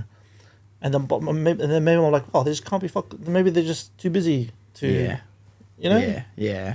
So I'm like, yeah, it's hard, bro. It is hard, bro. It is hard. But you know what? That's when I think that delusion's deserved, bro. I think you're allowed to be delusional and you're allowed to dream big and you're allowed to, if you know that you can carry, and I explain this to my brother a lot too, because he's doing the same apprenticeship that I went through, is you have to believe you're the man. You have to believe you can do it. Yeah. You're the guy. If the opportunity shows up, you're there to do it. Yeah. But you can only be that guy if you understand that you have a million responsibilities and perfections to learn while doing that thing, you know? Yeah. You can be delusional if you know that it has to be perfect. You can't just go, yeah, it's going to be perfect. Yeah, sweet, you know? It's like, no, it better be perfect because I'm the man, you know? They have to go hand in hand like that. Yeah. But I feel like it shows your craftsmanship if you are critical on yourself, you know? Mm-hmm. So if you weren't critical and you're just throwing out shit just to throw out shit just cause it just wouldn't hit as much as it should, you know? Yeah. But in saying that, I found that like even like I did woodwork in high school, and I remember like designing something that I thought would be hectic to have in my room, like this mad piece, and not giving a fuck, just doing it. Like I'm just, this goes on here, this goes on here, and then what I imagined it to be, and I looked at it, I thought, this is garbage, bro. Like, this is just disgusting. I'm pretty sure I used it in my room for a while, but I was just embarrassed by it, you know? Yeah. Years later, going back now, maybe through COVID, I remember deciding I'm going to build something I can be proud of. I spent months on this piece of furniture, this drawer set, like, put the lights in it, the this and that. I painted the fucking insides where you can't see, bro, you know what I mean? And by the end of it, I love this thing. Anyone that goes into that room, I'm like 5 minutes. Really, look at this bit, you know? And I noticed the difference in pride you get from actually committing to doing it compared to not, you know? I have that good reference to reflect on. But it's funny how in the beginning, like you had that dedication to learn a skill like piano or guitar.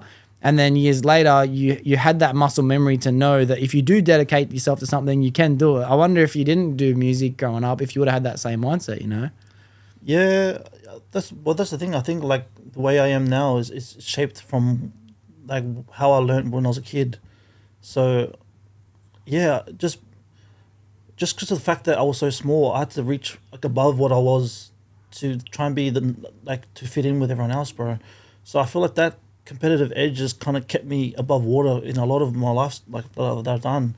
But even in saying that, bro, I worked in a dead end job for how long, bro? And I always knew that I could have been more than what I was, bro. I knew it, bro. In my soul, I knew something wasn't right, bro.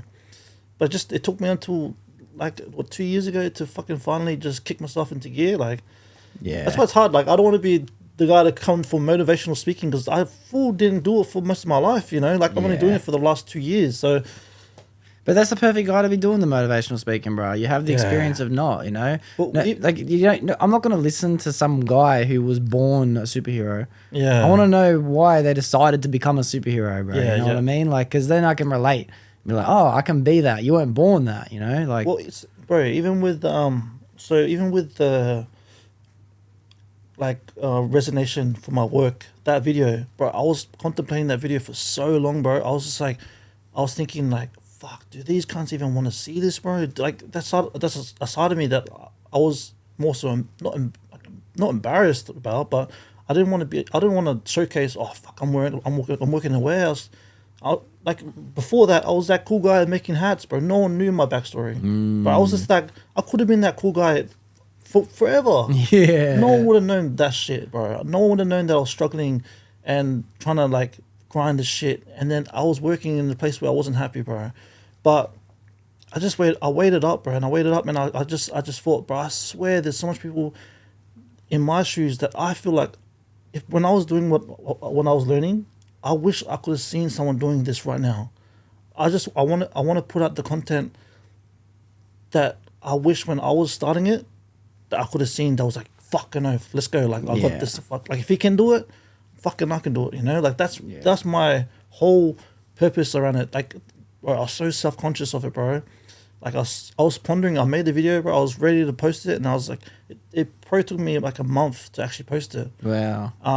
Because I just kept thinking like, bro, these guys don't want to see this part, they don't care about this. No one, this is my life, bro. No one, they want to see me sewing. Bro, it got 460k views, bro. Yeah. It's my favorite video you got, bro. Bro, it's one of my biggest. Yeah. It's bigger than most of my sewing shit. Yeah. And I'm just thinking like, what the fuck is happening, bro? Yeah. Like all the messages, bro, all the comments. I'm like, bro, posting something that I was so self-conscious and like about, like you're not cool working in a warehouse, bro. You know, I was just trying to be. I wanted to keep that kind of cool guy image and, you know, be that fucking, you know, just him. You want to be him. Yeah. Without, you know, the vulnerabilities and weaknesses, you know. But I just thought, man, like so much people can relate to this story, bro, and to relate to what I'm doing. Like everyone does a 9 to 5, bro. Everyone has a dream. Yeah. So authenticity, bro. Authenticity is the most relatable thing about content. Like you're combining two awesome worlds together, bro. Like content creation and sewing and the creative expression of art. Like all these worlds combining into one. That's your niche. I'm glad you explained that yourself. Because like that's exactly who High Society is, bro. You know, it's you. It's your life. You know? It's, the Doxcast is just a visual expression of who I am inside. That's all my channel is. That's all the clothes I wear is. Like, it's just me externally, you know? Yeah. And I think that not everyone can relate to sewing. Not everyone can relate to it. Everyone can think it's hectic, and especially people with any fashion or street style, like, they appreciate it. But everyone can relate to having a dream, bro. Everyone, and it's mad that you have the idea to make content that you wish you could see, because that's actually the game of content. Content is to make videos of yourself 5 years ago. You know what I mean? And it's like, I have things that I want to do now, but I wish I seen them. So I'm actually preparing now for in 5 years from today to make the videos based on it. So I got to go through the steps just to educate myself in 5 years, bro. And I'm going to post that shit. Like, it's fucking, that's the game, bro. You know? Everyone I know that gets mad traction online, that's what they post for, to educate themselves in the beginning. Well, that's the thing. So when I started posting more of myself, I felt like, bro, I was too one-dimensional, bro. And bro, to be honest, bro, I don't know what's going to happen a year from now. I don't know what's going to happen 2 years from now. Bro, maybe I fall out of love with sewing. And if I'd craft my page, my brand around just one thing, it just restricts me, bro. It restricts me. Like I'll be a fool to not use this opportunity to try and like use it to kind of venture into different ways of content. Everything. It's lifestyle, bro. The lifestyle of it all. So it was more so like, it's when I started looking to like branding, bro. Branding, personal branding. How people can use their faces to get ads, bro, to get companies looking at them just because of their face, bro. Because the face is their brand, it's who they are. So, I kind of wanted to mold the two, and then plus put my story into it, because I feel like my story is a lot similar to everyone. A lot of people, bro. A lot of people could relate to what I'm going through. But yeah, it was more about putting myself out there and trying to connect to the audience and to my followers in a way that's not just my crafts, bro. It's me, bro. This is me, and I post sewing videos, bro. Like this is my life, and I sew. Yeah. Not I sew, bro. Yeah. Not I post sewing videos. That's it. Yeah. Like- This is a part of my life. Yeah. This is the part of my life that I usually show. Yeah. This is the rest of it. You know? Yeah. That's fucking, oh, bro. Well, if you put your face to it, bro, you have people that support you and they'll root for you, bro, because they see themselves in you. Yeah. And if I was just to keep going doing what I was doing with the sewing, it's just more like a more like a gimmick, bro. It's more like a yeah, he sews cool, but like who cares about him? Yeah. Like he's just hands making this hat. Like there's more to me than my sewing, bro. But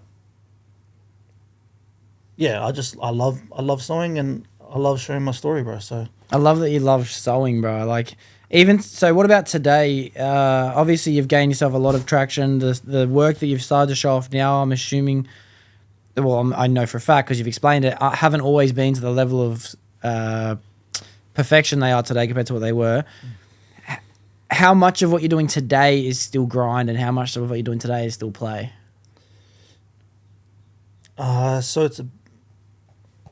So I think 2 weeks ago is when I quit my job. Is that how long ago it was? Yeah. 2 weeks ago. No, What so- the fuck? no, I feel it was- like I watched that. No, it was a month ago that I posted the video. Yeah. Even that a but then I month was ago. I put my 2 weeks notice in. Wow. And then 2 weeks ago was when I got my actual last day. And then so it's weird, bro. I've said, so I do like custom orders for customers. But bro, to be honest, bro, the time that I wasn't having fun in doing what I'm doing is when I was doing customer orders, bro. So like it's when I'm doing stuff that I don't want to do. Yeah. But I have to do it. And I will do it. Yeah. I know I will do it. I have to balance both of it. But like I've been grinding for nearly 2 years, bro, of balancing learning different crafts and then trying to cater to doing customer orders and then making them happy and then trying to keep myself happy of doing the projects that I want to do. But then it's like, bro, I've got all the time in the world now. It's so hard to like go from a 38-hour week working and then just going straight back into working. What I feel like is going back to working, bro. Yeah. So like I've got enough savings. I got paid out on my annual. So I got enough in the bank to kind of be comfortable for a while doing what I'm doing. So I'm not, bro. I've said before that I'll be like, yeah, this week I'm coming back. But every time I'm like, bro, it dreads me, bro. Yeah. Like I know I need to do it 100%, and I'll get to it. Like, I will get to it. But I'm trying to be selfish for once, bro, in this crazy journey. And I've been watching like Rick Rubin. He talks about how you serve your customers by doing what you love to do. So like it's more like doing your ideas and doing what you love, and then putting them second because they love what you love. Yeah. You know. So it's hard because I want to get. I'll get back. I'll get to that point, and then at that point I'll balance it. But right now, bro, I'm in that. Bro, I'm just creating hectic shit, bro. Yeah, bro. Fuck. Oh, bro, I'm just cooking, bro. I've written a list, bro. I've got so much, bro. I got the shit that's coming, bro. I'm getting excited, bro. Brother, the shit that's coming, fuck, bro. I'm like excited talking about it, but I have to keep it on wraps. Yeah, okay. I've got a full list. Maybe off camera, bro. Please tell me something. Yeah, I've got off camera. I've got a list of stuff coming, bro. But and then even then, bro, I haven't even gotten to my own brand stuff yet. I haven't gotten to that side, bro. I need to learn that side of it. So, bro, I'm just taking it step by step, man. But yeah, in regards to customers' orders that I know a lot of people are waiting for it and they've been messaging me, I just want to say I will get to it. I'm not ducking it, but just let me cook, bro. Yeah. Let me have this. Like, hopefully, my work right now is showing that I'm doing what I want to do, but I want to just create these crazy pieces. I want to do like stuff that's like wacky, bro. I want to do the shit that's like, and then even then it will help customers because then they can base their orders on what I've done. Yeah. So if I do more stuff, then they're like, fuck up, right, let me do that. Yeah. I want to get that. Yeah. So it's more like giving them more of a menu to choose from. Yeah, you're releasing the textile pack for them to choose from. Bro, Yeah, you know? yeah. Like, So I like a bit of that, but now I like a bit of that. That colorway looks good together. Yeah. So customers probably get pissed off. They're like, oh, bro, he keeps saying he's going to open it up. But I was like, bro, I'm just giving you more to choose from, bro. Yeah, Like when I come back, Yeah. you got a full set list of shit to choose from, bro. You know, so Bro, that triple black TNs with the mask, yeah, bro, I don't know, and I've thought many times in waiting for our episode to come, like since I watched it and making notes and stuff about it, like I don't know how to price something like that, bro. bro, same. That's insane. That might be the sickest piece of art I've seen created around Australian culture and scene and taste and fashion. Like that's the most hectic. I've shown so many people that video, bro. It's so hectic. Like That's hectic.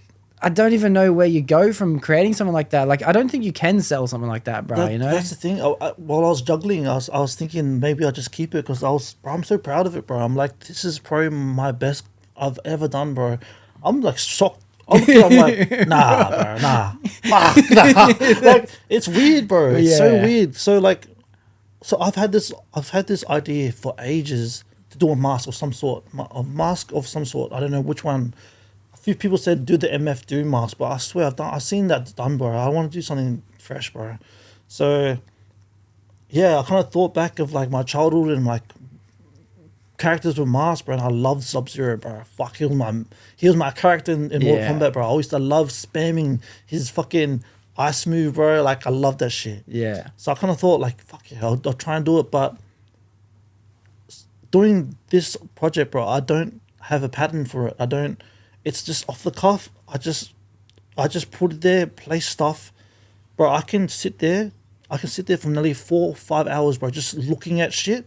And all the pieces are cut up. And I'll just like put stuff there. Like, I look back and look at it, put stuff. I just keep rearranging it. When I'm at a certain point, I'm like, all right, boom. But it's at the time when I have to just choose, bro. Because I've got so much options. I'm like, bro, I could do this here, I could do this here. But once I just got to be more precise with my convictions to choose. Otherwise, I'll sit there procrastinating, bro, and I'll go, fuck, I'm going to go on my phone. I'm going to go watch fucking Netflix. So, yeah, that whole idea to it coming out, and I'm just sitting there looking at it, bro. It's on my desk at home, bro. I was looking at it last night. I was like, fuck. Bro, the fact that you're raffling it off is sick. That's sick. Yeah. That's a sick idea. I'm fucking tomorrow. You got to get there. Yeah. I'll do it tomorrow. There's no bro. doubt I'm not buying tickets for that shit, cunt. I don't even know how to do it, bro. How the fuck do you do a raffle, bro? I'm gonna search it tonight. And I was like, "Oh, do the raffle tonight." I'm like, "Yeah. It's Sunday, bro. I have no idea how to do it, bro. I have a fair idea. I can do it from my website, but I just don't know how the tax is gonna work. I don't know. It's weird. Yeah. But I'll figure it out. It'll work out. Yeah. But so before I did the last TN hat I did for an auction. I did like a choice. I said, "Do you guys want to do a raffle or auction?" They're like, "Oh, auction." Sweet, all good. So that was more for the people, bro. And that's the thing. I don't know how to price these, bro. And how did you do that? Did you end up selling the orange ones yet? The orange TN one? Is that the one you're talking about with the bag as well? Yeah. Yeah. Those were sold, and I did the next batch, and then that was the auction. So I did the next one for the auction, and yeah, bro.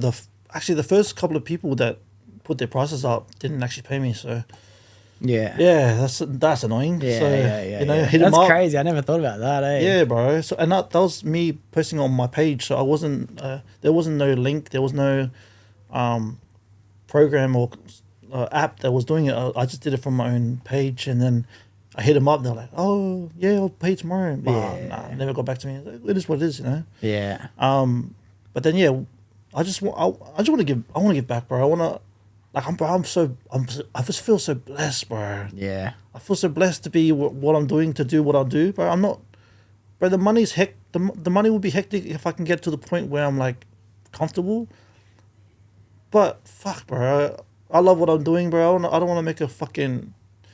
I don't want to like be that guy that just becomes too greedy for his own good, bro. I want to create and I want to be happy creating, you know. So yeah, that's one of the beautiful things about life I'm finding, bro. And I could be wrong in my assumptions, but I feel like life rewards you and you don't do things for money. You do things for the fact of doing it, bro. You know, it's like it's written in many different religious texts, bro. It's in the Bible that if you give 10% to the church, you know, you get so much in return. It's in the Quran that you get 1,000x for every dollar you give. Like, it just so happens that like when you do things for even when you do things for other people at Christmas, bro, it puts a smile on your face. You know what I mean? Like, you didn't buy it for the smile, but you get the smile because they liked it. You know, like, it's mad, bro. And like, I can see no reason why the bread's not gonna come. Like, Jesus Christ, especially making shit like that mask. That's a priceless piece of art, bro.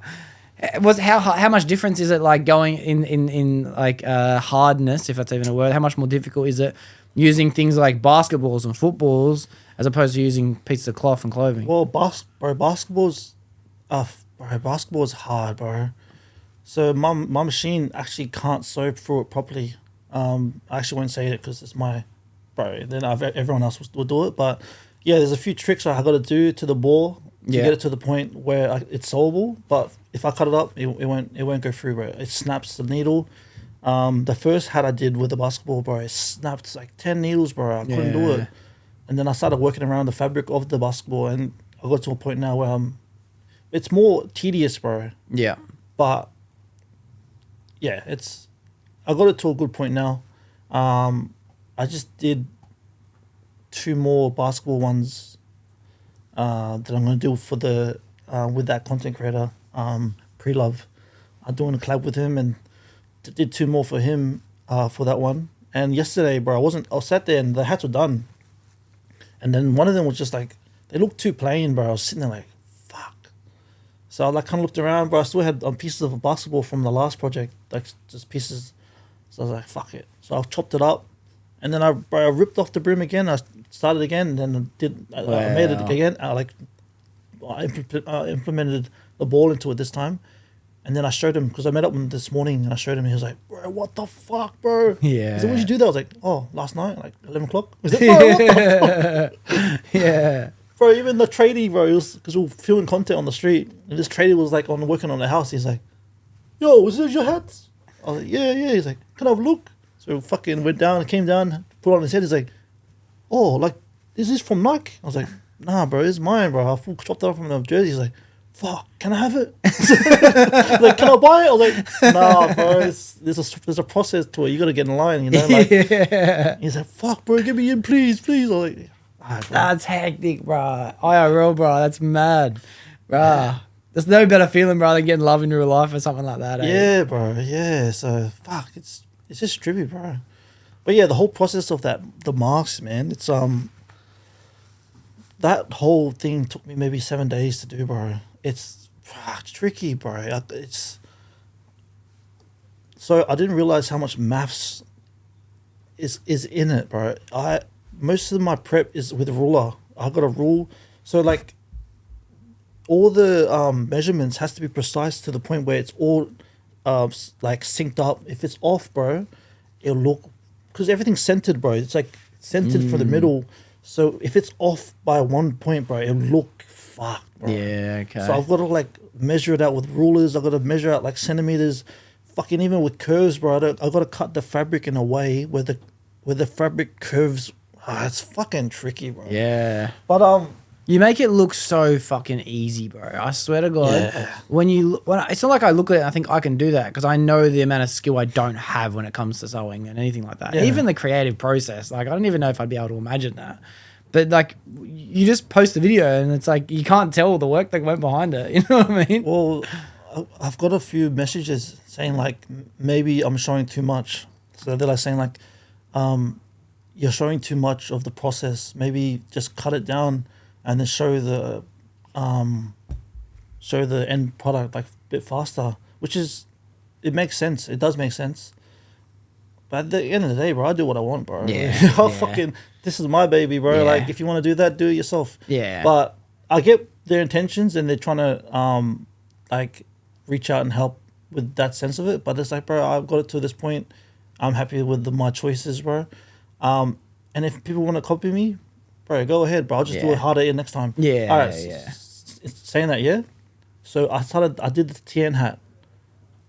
So there's a few guys that I follow, bro, that I followed for a while. There's one guy in Colombia that does hats, and he's been killing it. He follows on Instagram.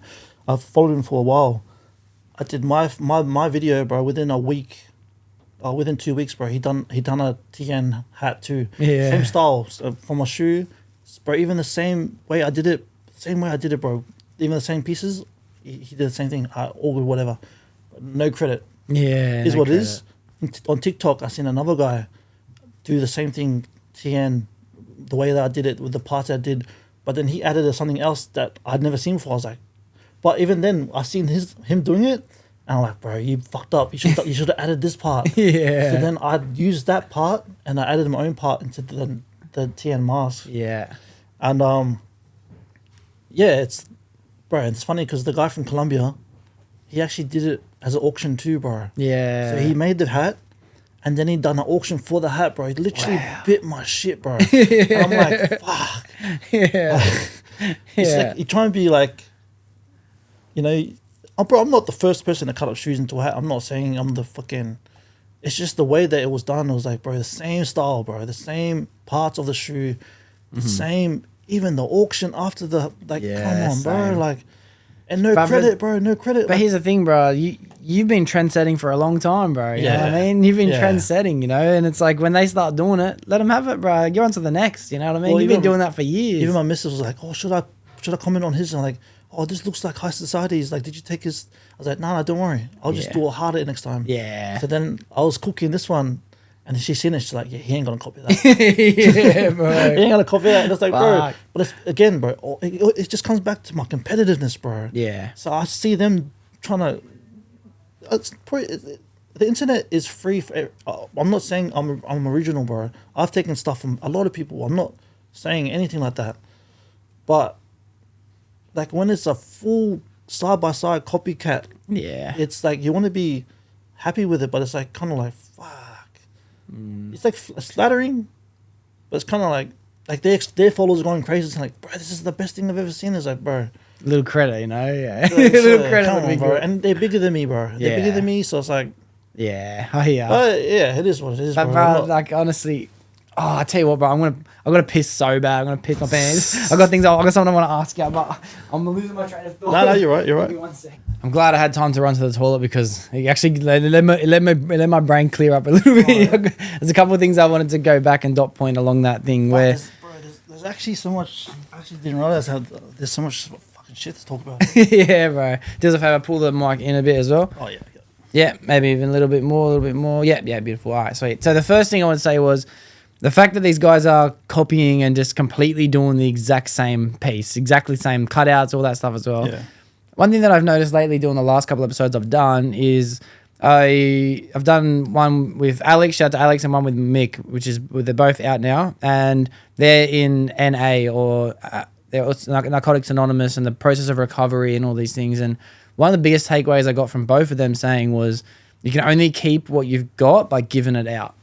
You can only keep what you've got by giving it away. Yeah, and that's yeah, exactly yeah. what you're doing, bro. By letting them do their thing, you're getting that same drive back. Like, oh, yeah, you want to copy me? Let's see who can make a better one. Yeah, you know yeah, what I mean? yeah. That's so hectic, bro. And I really believe that in everything in life. You can only keep what you've got by giving it away. That's how I learned my apprenticeship to become a good tradesman. I had to teach everything I know to the young guy to then get him to try and compete against me, bro. And it's like, you want to be better. You're never going to be better than me, bro. You know? Yeah. But it's kind of your goal to get other people as good as possible. That's the only way you can get better, bro. It's mad. Yeah. And the scarcity part of the fact where you're only doing a one of one. You're the first guy to do that one of one. Now someone else is doing it.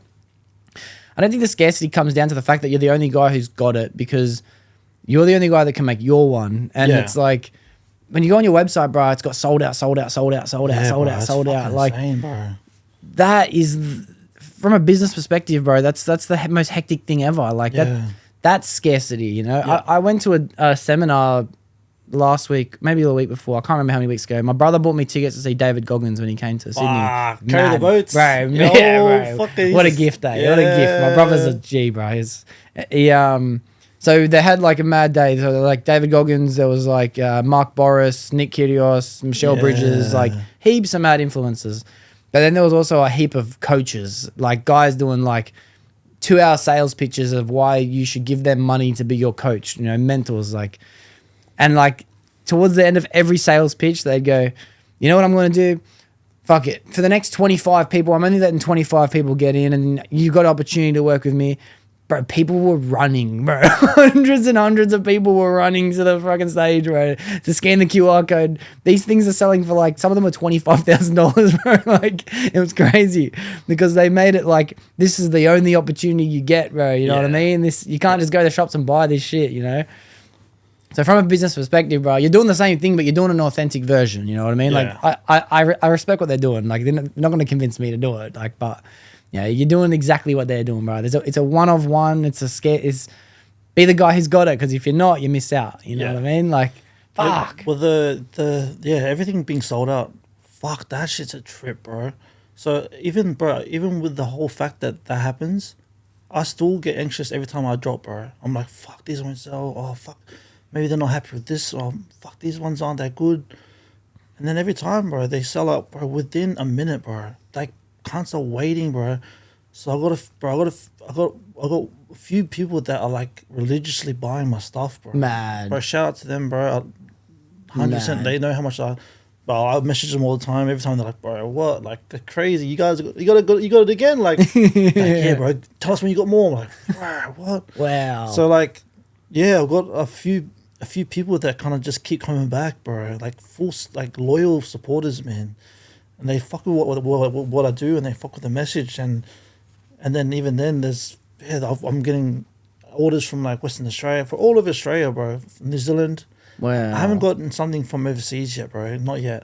I don't think they can time the time difference, bro. Yeah. Because it's always Australian time. So yeah. But yeah, I'll be keen to send something overseas. But yeah, they're constantly being sold out. It's not like me trying to front that I'm always sold out. It's legit like, yeah, fuck. It's every time I drop, they're gone. And then everyone's like, oh, bro, your shit's always sold out. I'm like, yeah, bro, you gotta be quick, bro. I don't know what else to say. There's only like a limit to what I can do if I'm only one person, bro.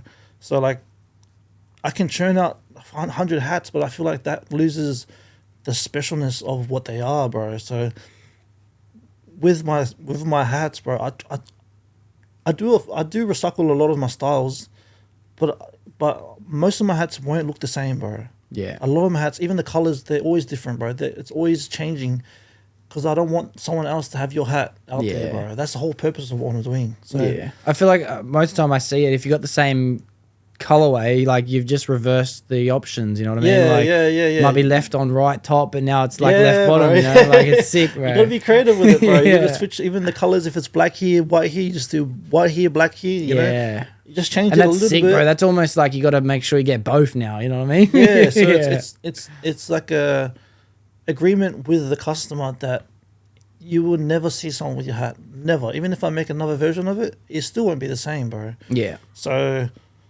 yeah, so the whole one-of-one aspect, fuck, it helps drive the scarcity of what I'm doing, bro. And I can't say it enough, bro. I pinch myself every time I think about it, but I'm blessed to be where I'm at, bro. 100%, bro. I can't stress that enough, bro.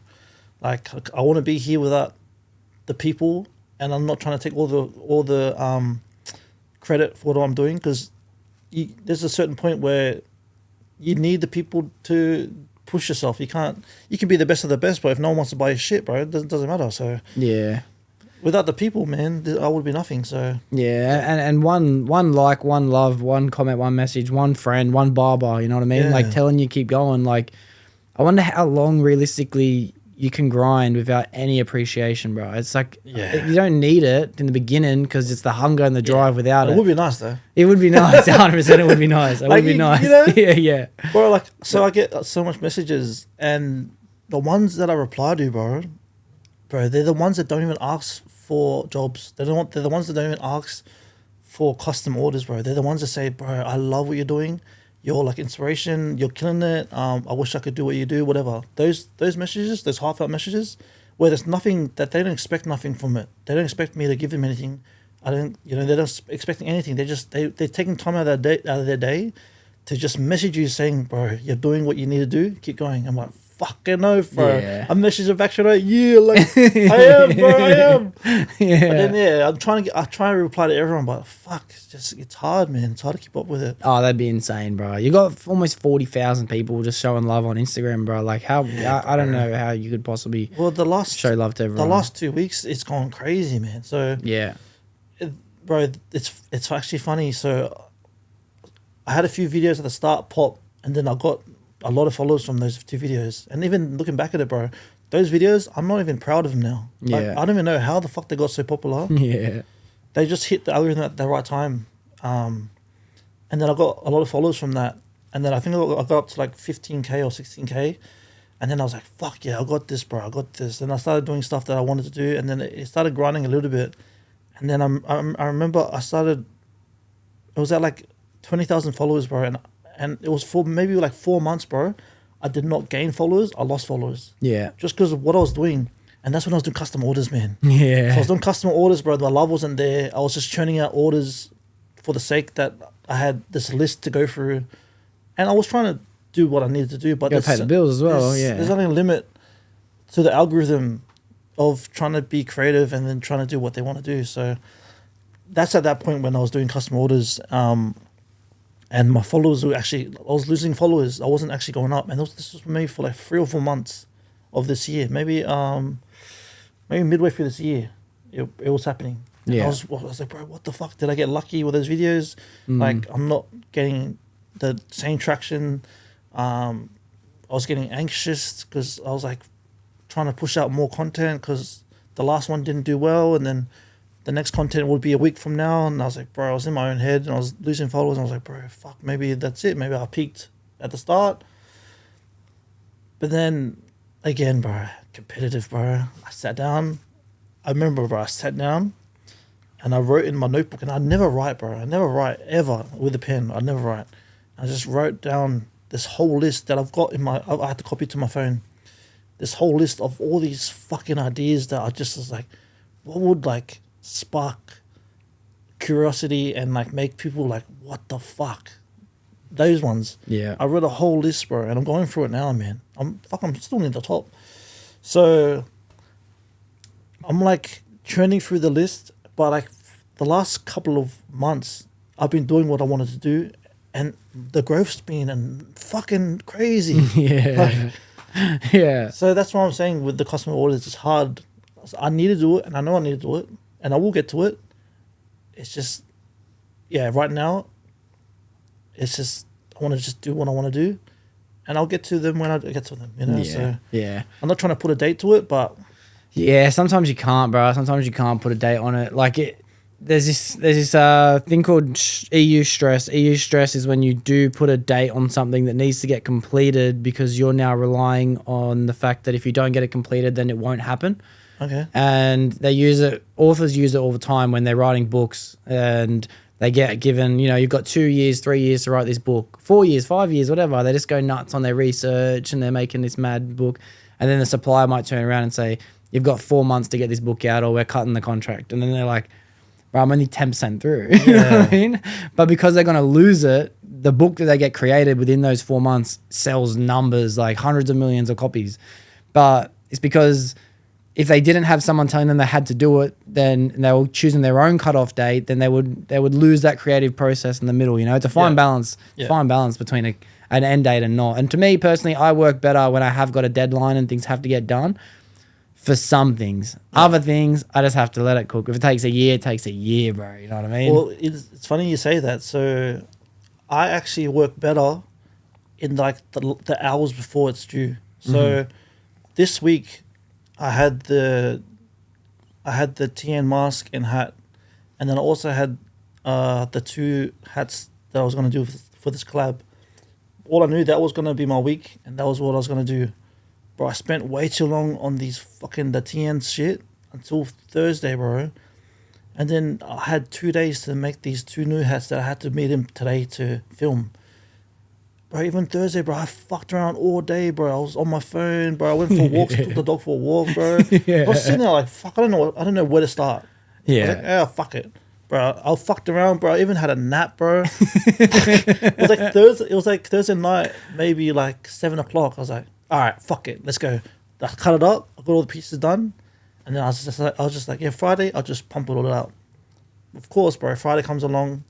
Yesterday comes along, and then we have to take the dog, or we're trying to integrate our dog into socialize with other dogs because he's very anxious. That's exactly my dog, bro. Full skittish, like same skittish. journey. Yeah. So we're trying to interact with more dogs. So we organized to take him to this daycare. So I forgot about that, and then we had to drive him out there, then wait around, then bring him back, and that kind of took half of the day. And then I was just like, the whole time I was like, bro. I even said to my missus, she's like, oh, can you drop me to work? I was like, fuck, I've got so much shit to do. And she's like, yeah, but whose fault was that? Like, yeah, true. Like, she's like, yeah, just take me to work. I was like, all right, fuck, whatever. So then, bro. And it's funny because I got back home, bro. It was like 3 o'clock when I actually started sewing these hats, and I finished them by 11, bro. Yeah. Just because I was just like, bro, I've got a deadline and I need to go to sleep early tonight. Or else my mood today will be fucked, bro. Yeah. Like, if I don't get enough sleep, bro, I'll be like a zombie on this podcast. Yeah. And I wanted to be here. Mm-hmm. So I had to be...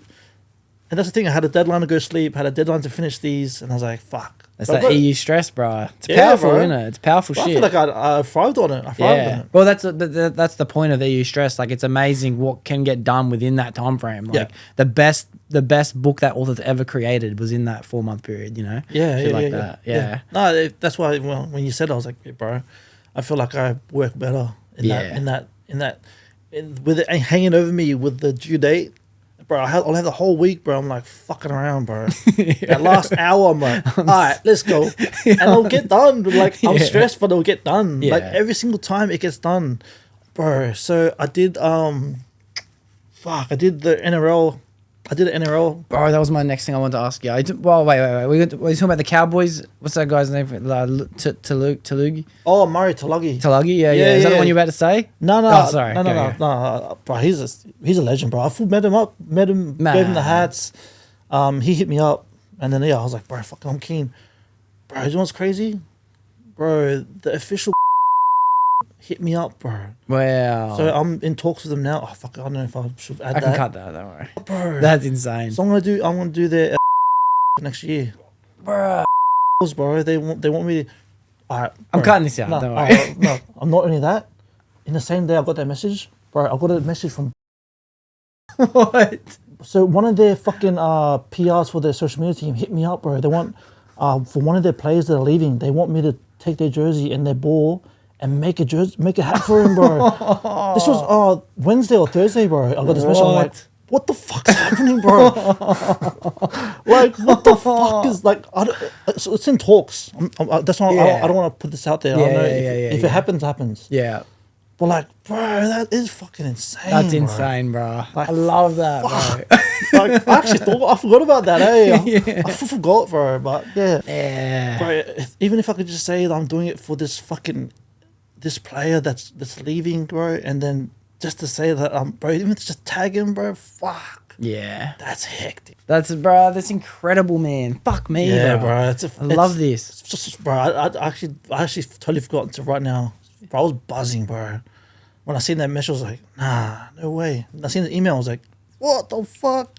Yeah. All right, fuck. This life is beautiful, bro. I can't stress on anyone enough, man. Chasing your dreams is my number one. I love creativity. I love dedication and consistency. I love all these things, but just taking risks and chasing your dreams, bro. Because as we said, we get one shot at this world, bro. One shot at life.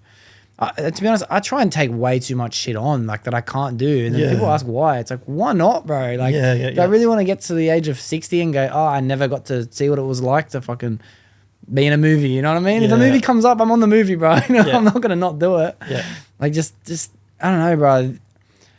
I feel like God speaks to us through our stomachs of what we can and what we are supposed to do, whether what we're capable of doing, whether it's our destiny or not. I feel like he just gives us a little taste, a little sprinkle about what is possible. Yeah. You know, and then I feel like to act in sin is to avoid your intuition, bro. You know what I mean? That's what sin is to me. Yeah. You know, we know what we should and shouldn't be doing, bro. And that's why it's dread when you're in the warehouse for fucking this many years going, bro, you know what I mean?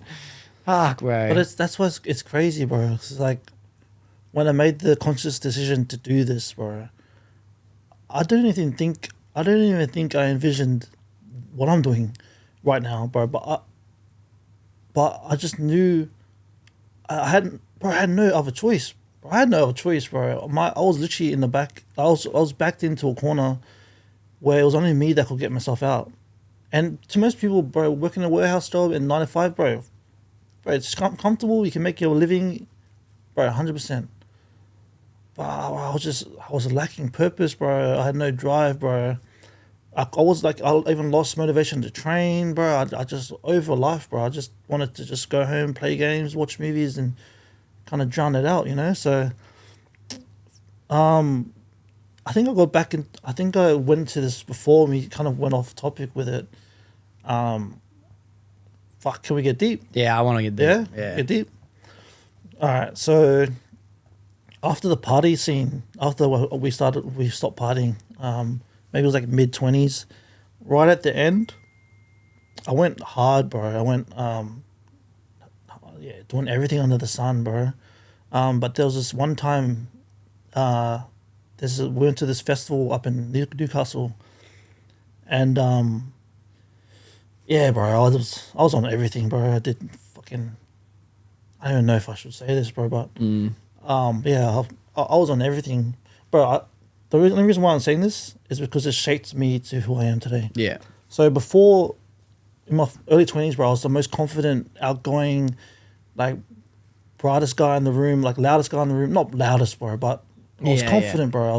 I knew who I was. I was confident. I was friendly. I was always trying to make mates, always. And then I went to this festival in Newcastle, and I did too much, bro. I was on everything, bro. And then when after the festival, we got back to the van, and we were like all smoking in the van, and we had all my best mates, bro, that I've been mates with for ages. And then there was one random guy there that I didn't know, bro, and he was just giving me like weird vibes, eh? And then yeah, I smoked a few billies, and then I didn't know at that time, but I thought he was trying to attack me in the van. And I started spazzing out, bro. I started spazzing out, going crazy, like fucking having a fit. My boys had to take me outside. They're like, bro, full of saying like, what the fuck are you doing, bro? What's happening? He's like, bro, that guy's full trying to attack me. And he's like, bro, and he's not. Like, he's actually not. Like, you're actually tripping balls. Like, relax. Bro, the whole time, bro, I could... So my mates were talking, but I was hearing different to what they were saying. So I was saying, like, I was hearing them say, like, yeah, bro, he was attacking you. Yeah, he was. Look at him. Look, he's being sus, bro. And even they were like, yeah, look, but like, why? Like, I was like, why not, bro? Like, you're being a sus cunt, bro. You're wasted, bro. You're tripping, bro. Yeah. And then I ended up running away from them that night. They took off. We drove to Newcastle. They left me up there because I just took off, bro. I had to get a train back. The whole train ride home, I was hearing voices, bro. I was just paranoid, bro. I could hear stuff. I could hear people talking, and I thought everyone was talking about me. Everyone was looking at me. So I went home, and then I thought maybe it would just be that one day, bro. This lasted, bro.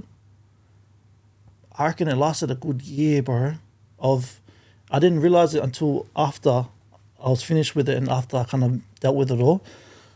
But I went through a fucking what's it called, a drug-induced psychosis, bro. So everyone that was around me, I just thought they were talking about me, they were looking at me, but to the point where I could hear them talking, bro, and saying my name, saying stuff about me, and we were right in the same room. Like, you were here, we were talking, and you were saying, fuck, you're shit cunt, Dawn. Like, you're hopeless, bro. And you weren't, and I knew that, bro, because I was sober. I knew that. Yeah. I knew that, but in my head, I had all these voices, bro. So then I was like, bro, I need to get off the party. I need to stop. It opened my eyes, bro. I had to stop everything. I stopped smoking cold turkey. I stopped all the partying and all the drinking, the drugs. And then, yeah, it wasn't like a year, and then I started getting a bit better. But the whole year, bro, it was tough, bro. It was I gained a lot of weight. I got fucking fat, bro. All I could do was eat takeaway and hide in my room and play games, bro. Watch movies. I became a recluse, so I sat in my room, and the only way to not hear the voices was to not be in public, and not even with my mates. I didn't want to be with my mates because I thought they were talking shit about me. And then that year, I gained so much fucking weight, bro. I blew up like a balloon, eh? Yeah. Crazy, bro. So the no smoking and the no drinking, and then then I just replaced that with just eating like shit, not training. Bro, I think I reached, I think my highest was like 118, bro. Wow. Bro, Yeah, 118 bro. kilos, bro. Yeah. I've even got That's a photos, fist bro. I stone, was like so embarrassing, but it's so bad, So right? funny, so Looking back at it, eh? Yeah.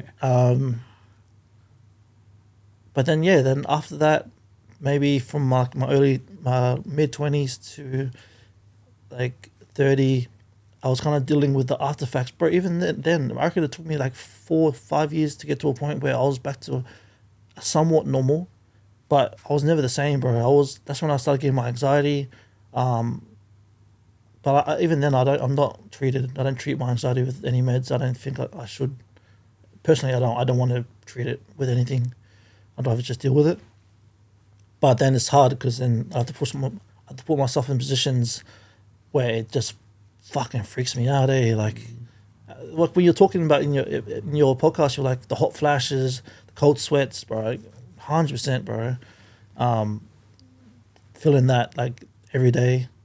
But then, one day I was just like, bro, this is you, bro. You chose to do this. Like the choices that you did when you were young, it's made you who you are. And it kind of switched on me when I was like, bro, I need to get better, bro. Like for myself, bro. Otherwise, I was going down a path mentally where it was getting dark, bro. It was getting dark. So that's when I started getting a bit more. When I started being conscious of how I was feeling. And I started looking into the anxiety side of it. And then hearing other people talk about it, like anxiety is actually pretty normal, eh? Common, bro. Yeah, bro. Very common. I didn't know what it was until this year, to be honest with you, bro. Yeah, I experienced it. I didn't understand it until this year, Yeah. That's the thing. When people talk about it, I'm like, bro, what? Like, you felt like that? What do you mean? Like, and the whole time I was dealing with it by myself, I'd like put a smile in front of my mates. But as soon as I went out of the door, I'm like, fuck, bro. I'm sweating. I'm fucking, like, I'm scared to, like, interact with people. And then, that's to this day, from that one trip, bro, to that one trip that fucked me up, that one time in Newcastle, bro, it shaped me into not being, like, so confident and so outgoing and wanting to talk to people, bro. I'm the complete opposite now, bro. I love my space. I'm a full introvert now, bro, and I love it, bro. I fucking love it. Yeah. That's why it's cool doing what I do, bro. I'm just in my room all day, bro. It's hectic. Yeah. I turn on the fucking YouTube, watch podcasts. Yeah, check on the Doxcast. Yeah, bro. You know, like it's chill, bro. Like it's like this is work. Fuck, this is hectic, bro.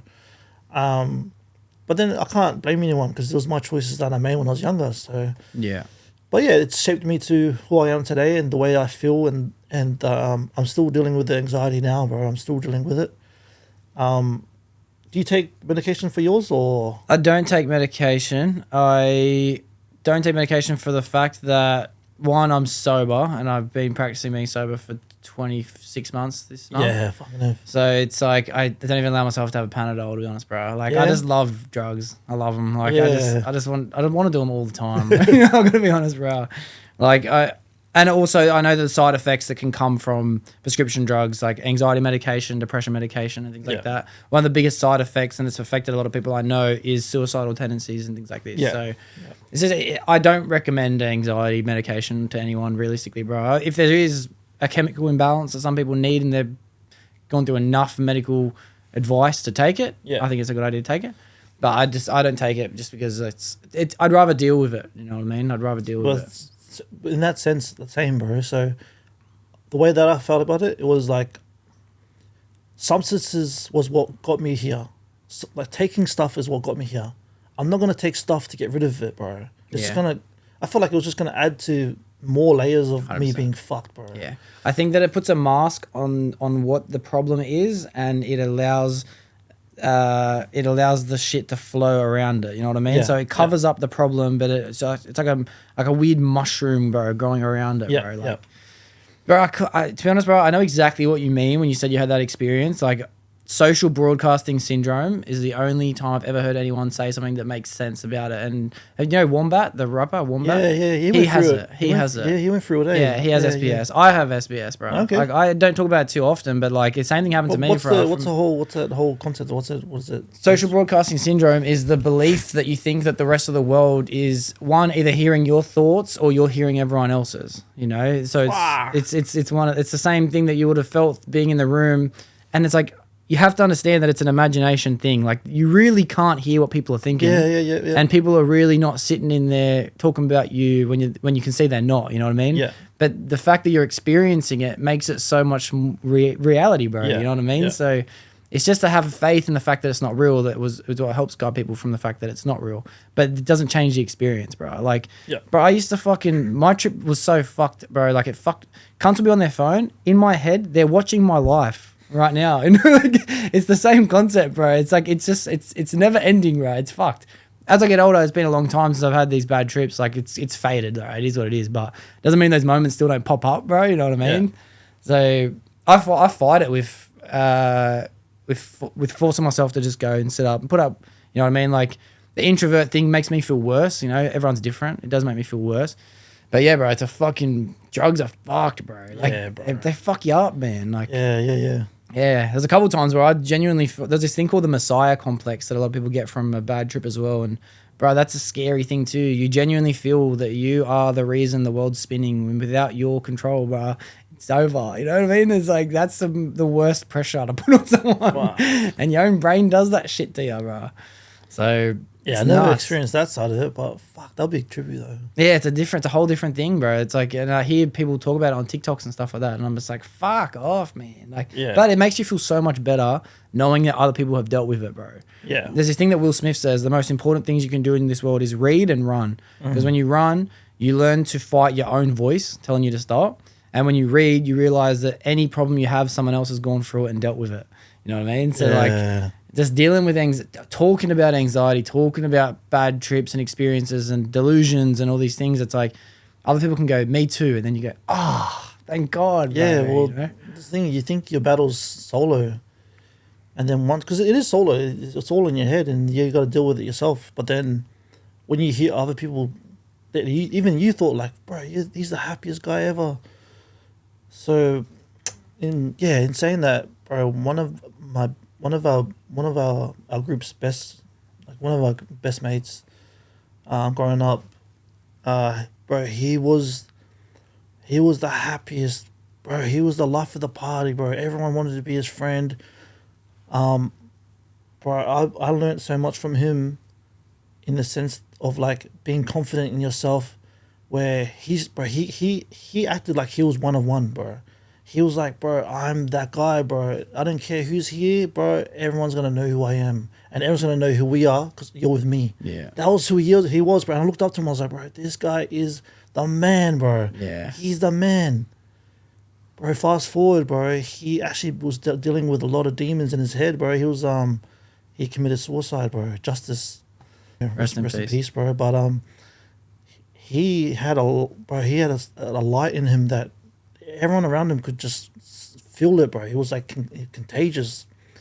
But then him out of all people was the one that was hurting the most, bro. I was like, fuck, that's crazy, bro. Like, yeah, it is crazy, bro. It's hard to understand, bro. Because like, even in my own life, I'm going through shit. I don't want to tell anyone, bro. Like, like, to be honest, there's been moments where like life's getting rough, but then like, I'm not in this position now, so like it's all good. But like in the past, moments of like, and then Saturday comes, bro, you press record, the episode comes out that week, bro. I got a show to put on, you know what I mean? It's like, no one's going to know, like, what the fuck's he going through? Like, bro, it's just, you have to tell people, bro, because you can help other people by telling people.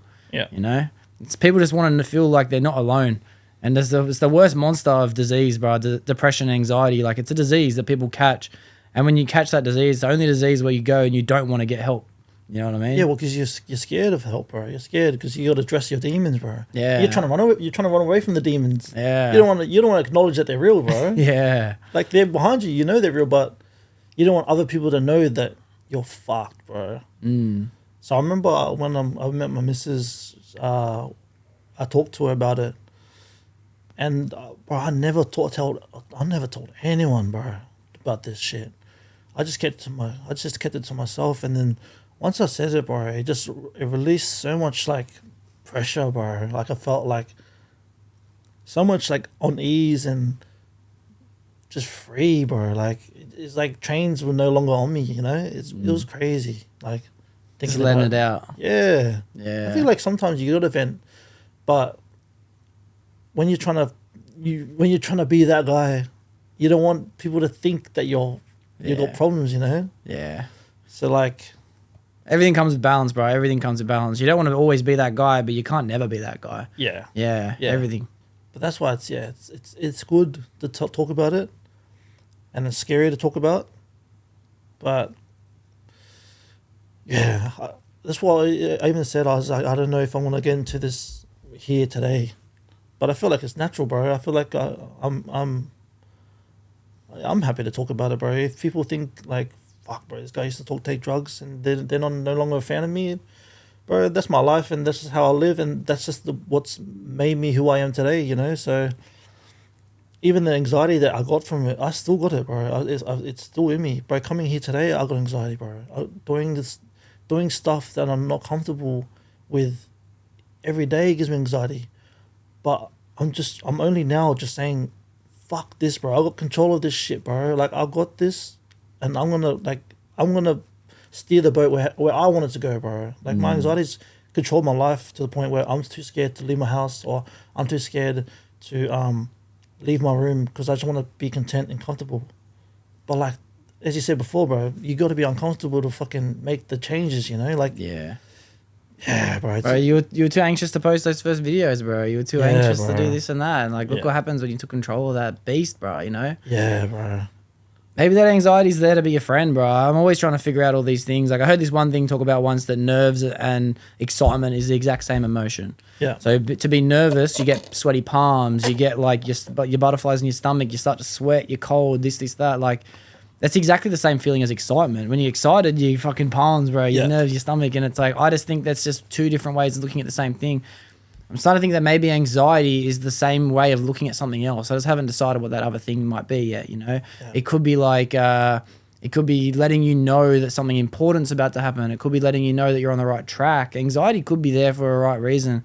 So just to grab a hold of that emotion and don't let it control you, bro. Take control of that emotion. I have a great friend, Suki. He said to me one time that as soon as your emotions start to control you, you lose. And you'll win when you control your emotions, you know? Wow. And, I never forgot it, man. Bars, bro. Yeah. Shit. Yeah, bro. He's a man. Shout out to Suki. Shout out. He has another podcast yet, the motherfucker. Yeah. One day, yeah. Fuck, if he's giving bars like that, he needs to be on here, bro. Shit. Yeah. He's got wisdom, that kid, yeah. Yeah. Yeah, it's mad, bro. I'm glad you touched on it, bro, because I think, like, if anyone wants to not follow because people have done drugs or made bad decisions or, like, are not where they are today, have always been there, like, I guess they're entitled to their own choices to do what they want to do, but it's a positive message to say what went wrong from doing so, you know? Yeah. I say drugs are fun, like, because I love them. Like, it's nothing better to me than to just be written off. But in doing that, my life got so pathetic and sad and disgusting, and I was a straight up junkie, man. Like, I was a junkie for a long time. Yeah. None of my mates can even believe I am who I am today. They don't believe it. That's mad. You know? That's mad. It's weird to hear it, bro, you know? Yeah. And it's like, just because something's fun and is scientific and I like, doesn't mean that it can't lead to disaster. So I think it's fine to talk about too. It's all in moderation, bro. If it's like, you just can't do it week in, week every day, bro. The way that we were doing when I was young, like we were doing when you were young, you know, that's not the way to do it, bro. Your brain needs to recoup, bro. It needs to like regather itself. If you just keep on pumping it, it's just like, bro, no wonder why it snapped, man. Yeah. And honestly, bro, I reckon it's a blessing that I did have that snap and at that time, bro, because it was a hard time to get through, but looking back at it now, bro, it's humbled me, bro. Bro, I was that cocky little prick in the club and at the festival that thought he was untouchable, bro. I just thought that was my life, you know. But it was so funny because my career was nothing, bro.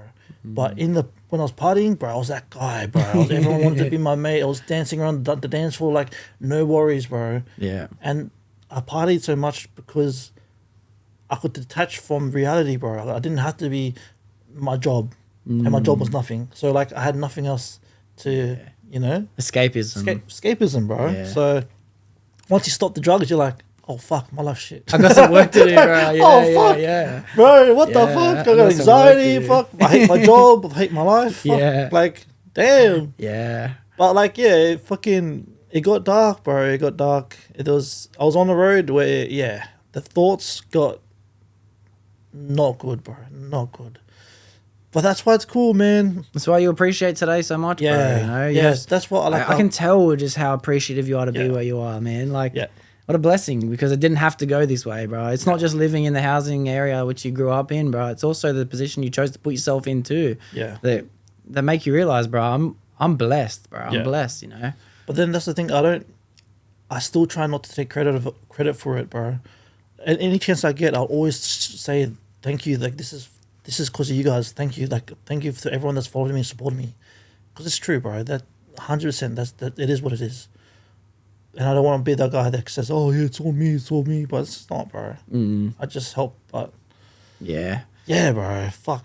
It's mad, bro. Fuck, I love that, bro. I love that. I can't believe how much more deep this conversation was going to go, bro. I just thought I was going to be like, guys, tell me about these fucking TNs, bro. Tell me about these. even Like, talked about it, bro. yeah, bro. But that's the brutal, raw, honest truth why I love podcasting, bro. Because it's just getting to know someone, bro. Yeah. Like it's just like fuck. Who cares about? I don't care about textiles anymore, bro. Yeah. You know. Well, like, I feel like, but I was always intrigued with the podcast format, and I was always intrigued by it because I always said like I've got so much story, but I don't know how to articulate it, and even into content, bro. I don't want to, bro. I fucking had this trip at this time, so look at this sewing. How the hell do you do that, bro? Yeah. And like I'm not trying to do that. I don't want to do that. You know, that's just a side of me that's made me to who I am, and not everyone is entitled to know that. But I feel like this podcast and talking about it, bro, it's a good start, man. Especially because I never say this, bro.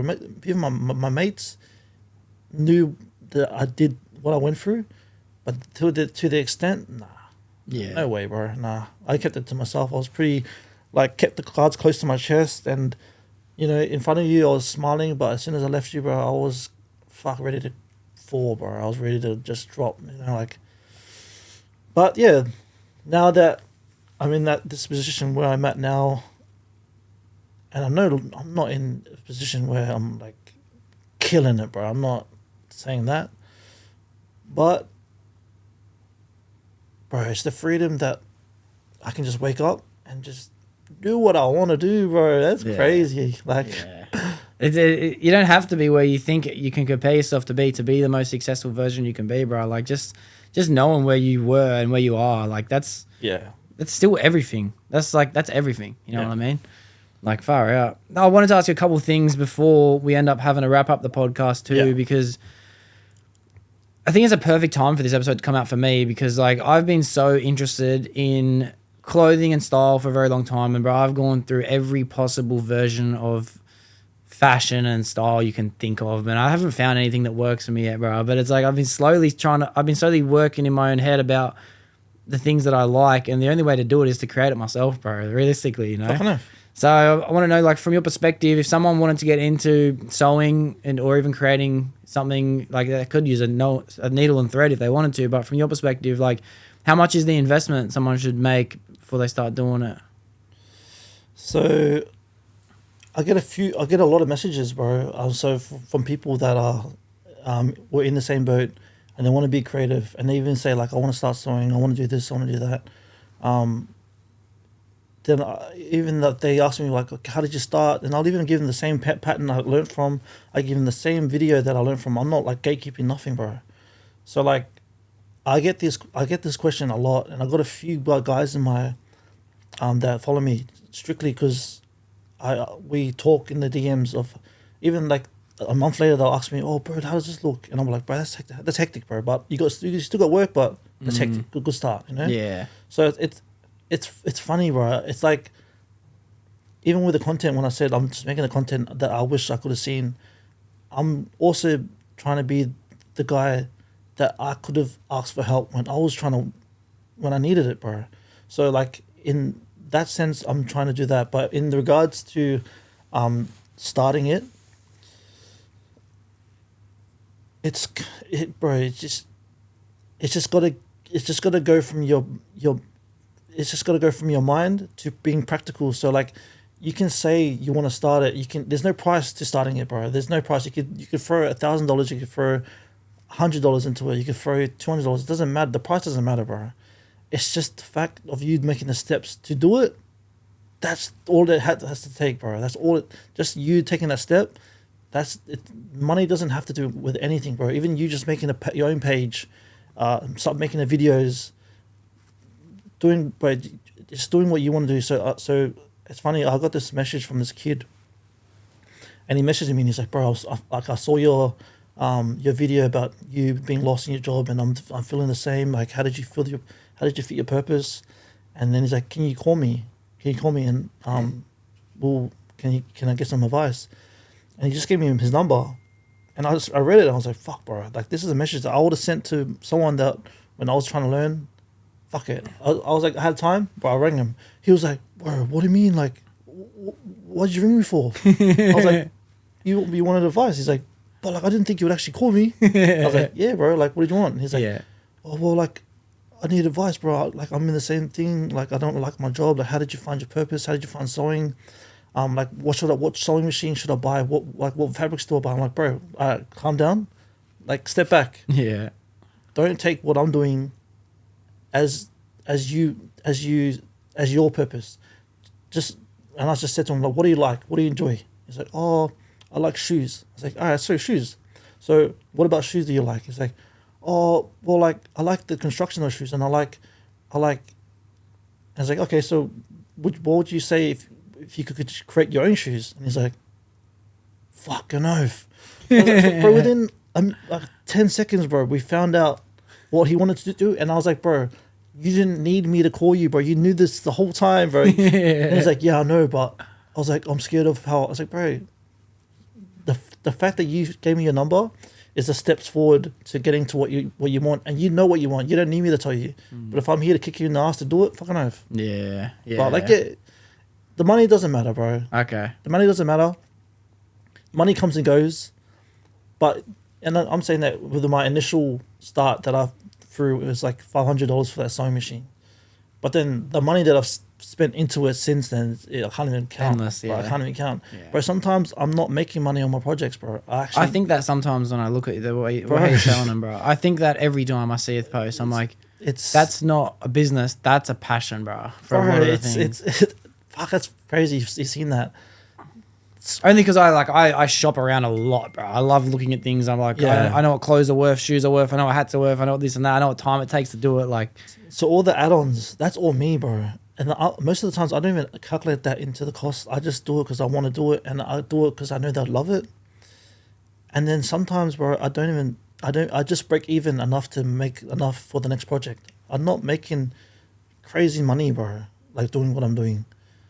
But I'm happy, bro. It's the happiest I've been in ages, man. Like, I want to serve the customers, and I don't want to make it like an outrageous price, because I should be pricing this like crazy. But there has to be a balance, bro. Because the thing about hats, there's a certain amount that people won't pay for it. There's like, because standard hats are generally $50 to $60 generally. Yeah.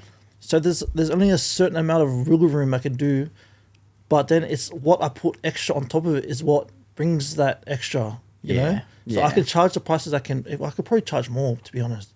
But it's the extra stuff that I'm putting into it that no one else is doing. And then someone said, like, he was like, "Oh," I was like, he asked me how much I charged for the hat with the ball, and I told him, and he's like, "Oh, fuck, bro, you know hats are like $60, eh?" And I was like, what the hell, bro? And I was like, I just messaged him, I was like, link me one person that's doing what I'm doing, bro. And he just left me on red. I'm like, bro, no one's doing this. You're paying for a service that is fucking. I'm not saying no one's doing it, but ask someone else to make it, bro, for $60. Like they won't. Yeah, bro. No one will, bro. Yeah, like go to JD Sports and get a hat that everyone has. You know, like. Yeah. But then, bro, and it's funny, bro, because I make hats for a living, and I hardly ever wear my hats, bro. Yeah. I hardly ever wear my hats. It's even Phil asks me, he's like, bro, what, you should have the best collection. I'm like, bro, I don't own any of the hats I make. They're all sold. That's crazy. I even seen this video on YouTube, and then it was this group of designers, and they're all talking. They were even unanimous saying, I don't even wear my own shit. I make it so much, but I'm surrounded by my stuff so much that I don't want to wear it, bro. Yeah. I want to just I want to wear the plain stuff, because the outrageous stuff, I'll just save that for my customers, bro. I don't know. It's that's crazy. It's hard. Like I want to rock my stuff and then showcase it, but even then, like, well, you know, it was a mad video, bro. The one where you made the I'm pretty sure it was the reversible hat. I can't remember what brand it was. It was green and black, and you made you turned an old pair of Dickies pants into a reversible hat with the bag. Yeah, that's the video actually. Yeah. To see you wear it was a mad touch to add to your channel, bro. Like it really did showcase like it being worn in public, bro. You know what I mean? I think that was one of the first times I did that. I think, properly, like, and actually wearing it properly. When I was doing that, bro, that's funny that you said that. That video didn't actually do as well as a lot of the other videos. Fuck, you went back, eh? Yeah, bro, I do research, bro. I know. I wouldn't ask you to come to the episode, bro, if I genuinely wasn't interested. It's the reason why I do the podcast. Like, I like the things I like, and I just want to extrapolate on the things I like. You know? So I'm a fan, bro. I'm a fan. Yeah, no, cheers, man. And bro, oh man, like I know that you say that video didn't get the numbers you think it did, but it's crazy what you don't understand videos do if only a few people do watch it. Like I deep that video. Like it doesn't matter if, like, who cares how many people watch it? Like, bro, that video will be something that I remember. You know what I mean? I got podcast episodes that I don't necessarily didn't do well, and I've been out in public and random people have come up to me and like dabbed me up and said, bro, that was hectic. I watched this video, and I'm just like, bro, like what the fuck do you mean you watched that video? Like I just thought that was just another video, bro. You know what I mean? Like it's the best feeling in the world, bro. Bro, so I never got that until I think my last week I was at work, and then this truck driver came in to unload his stuff, and then I was at the gate waiting for him, and then he came out and he's like, bro, you made those hats, eh? I was like, oh, me? He's like, bro, you're a sick cunt, bro. Give me a hat. I was like, oh, yeah, just message me. I was feel like kind of shy, bro. I was like, first time it's ever happened of being noticed, bro. I was like, oh, bro, like, oh, yeah, I got you, bro. I was like, fuck. It's the maddest part. Bro, that's bro, sick, I was with bro. my sister. I was with my dad and my sister last Friday or something. It was my dad's birthday, maybe Thursday. We had a feed, and after we said goodbye to my dad, and me and my sister were getting a cold drink. And just standing there waiting, waiting for our chai time. Some lad runs up to me, hey, bro, I watched the podcast, bro. Take dick. I'm just like, love, bro, appreciate it. That's mad. Then he fucking ran off. I look at my sister, and she's looking at me, she's like, what the fuck? And I'm just like, I'm so glad you were there to say that. Like, you don't know how good you wouldn't have believed me if I told you. I was like, you don't know how good that makes me feel. Like, it's crazy. It's crazy. It's like, it's just like, it's just, you know, you're on your right path, you know? You know you're getting seen, bro. So I was wondering when it was going to happen. Yeah, and it happened the last week of work, and I was like, fuck, that's trippy. But then ever since then, I've had a few messages saying like, oh, bro, I remember you from school. I remember you from when I used to come to your work. I remember you from this, like, whatever. I've got a few messages since then. So, yeah, it's cool. But, like, in real life, seeing that, fuck, I didn't know how to react, eh? Bro, it's strange, bro. I didn't know how to react, bro. I was out with that Alex guy I mentioned before from the pod. We went down to Bondi and made a video, and we were walking around Bondi, bro. And people were, like, mad stopping him, like, saying, oh, I watch your videos. Like, mums were, like, giving him a hug, saying, I'm so proud of you. This. I'm just thinking, like, this world is so strange, bro. That's crazy. Yeah. You're just walking around, people are stopping you from shit that you post a video, you just let it go into the air, bro. And it's like, it's crazy that shit comes back around, bro, in the form of love, man. Like, well, even the way the Spaniard gets approached on the street, fuck, that is hard, bro. I wouldn't know how to deal with that level of popularity, bro. Just getting, and he doesn't give a fuck, bro. He's walking around. This is my life. I'm living it. I'm walking around Sydney, bro. At his popularity, he should not be walking around the streets, bro. But he does. He doesn't give a fuck. Yeah, and he's not the only guy that can do that, bro. Because no one. And he said, he's like, bro, I've never met one hater in real life that will say that shit to me online. They're all online. But no one will ever step for me, and no one will say anything to me. I'm like, fuck, of course not, bro. You're Spaniard. Of course, like drop kick them in the head, bro. Fuck. Yeah. And then make content around it too, bro. Like, fuck, bro. Yeah, he's a unit, bro. He's a unit. He is a legend, bro. There obviously has to be a limit to in what people want to be famous. Like Joe Rogan says it. Like he went onto Spotify because he just wanted to be 10% less famous, and he got 30% more famous after that. You know. Fuck, he got that mad deal, eh? Yeah, that deal went up and got renewed. I think the start of this year for even more. Shit. Yeah, he got 100. Do you watch it off Spotify or YouTube it? Spotify. I used to watch off YouTube, but now I'm just like going through the journey of Spotify. So I'm trying to just grind it out. Yeah. Because I don't have YouTube Red, and it's like, fuck you, YouTube. I don't want to pay for that shit. You know what I mean? Yeah. It's like I've got Spotify. So I have to have YouTube, eh? Yeah. I used to have it, but I just thought I went budget cuts this year just to try and save some money and put it towards other things. YouTube had to go. It was a shame, but I had to go. Bro, Spotify had to go for me, bro. Yeah. I actually watch more videos than I do listening, and I can listen on the YouTube app anyway. So but it's funny as people like if I'm trying to play a song, they're like, "Oh, play a song," and I'm like, "Oh, my YouTube app." They're like, "Huh?" So, bro, play songs too, bro. Like with Spotify, I'm like, it's funny, bro. I do way more YouTube than Spotify though. I do my daily YouTube time might be like, honestly, this is bad. It might be like 9 hours, 10 hours a day. Bro, how are you doing not YouTube Red then? Yeah, I don't know. I just do those it. ads irk me, bro. Yeah, it's hard they irk me, but as soon as they come up, I'm like, oh, bro. I got this thing in my head, where if I see an ad, I don't buy that product ever again. So it's like, I like it when I see an ad. I'm like, well, you're out of business, bro. Bro, even all the podcasts now, they always do it at the most randomest times. They're like they're talking. They could be having the most deepest conversation. They're like, oh yeah, I was depressed in my 20s. But after that, have you ever been thirsty on the beach? It's like, bro, fuck it, skip that shit, bro. And they get you off guard too. They get you off guard, motherfucker. And I'm like, yeah, that's when I decided to start paying attention to politics because it's affecting my life. And it'll cut back to the guy. He's like, speaking of politics, have you noticed at the new election? And then you feel like cut off. I'm like, bro, like. It doesn't end well. I know the intention that you got to get AdSense. Yeah, I get it. But like, I'm gonna skip every single time, bro. I'm not listening to that shit, bro. Yeah, bro. You know he's the beast at it, bro. I have to mention this as well before I'm going off topic. But Mr. Beast, his ads come up in the middle of his videos, right? He's so good at YouTube that when an ad pops up and you double click next, it goes 10 second, 10 second, 10 second.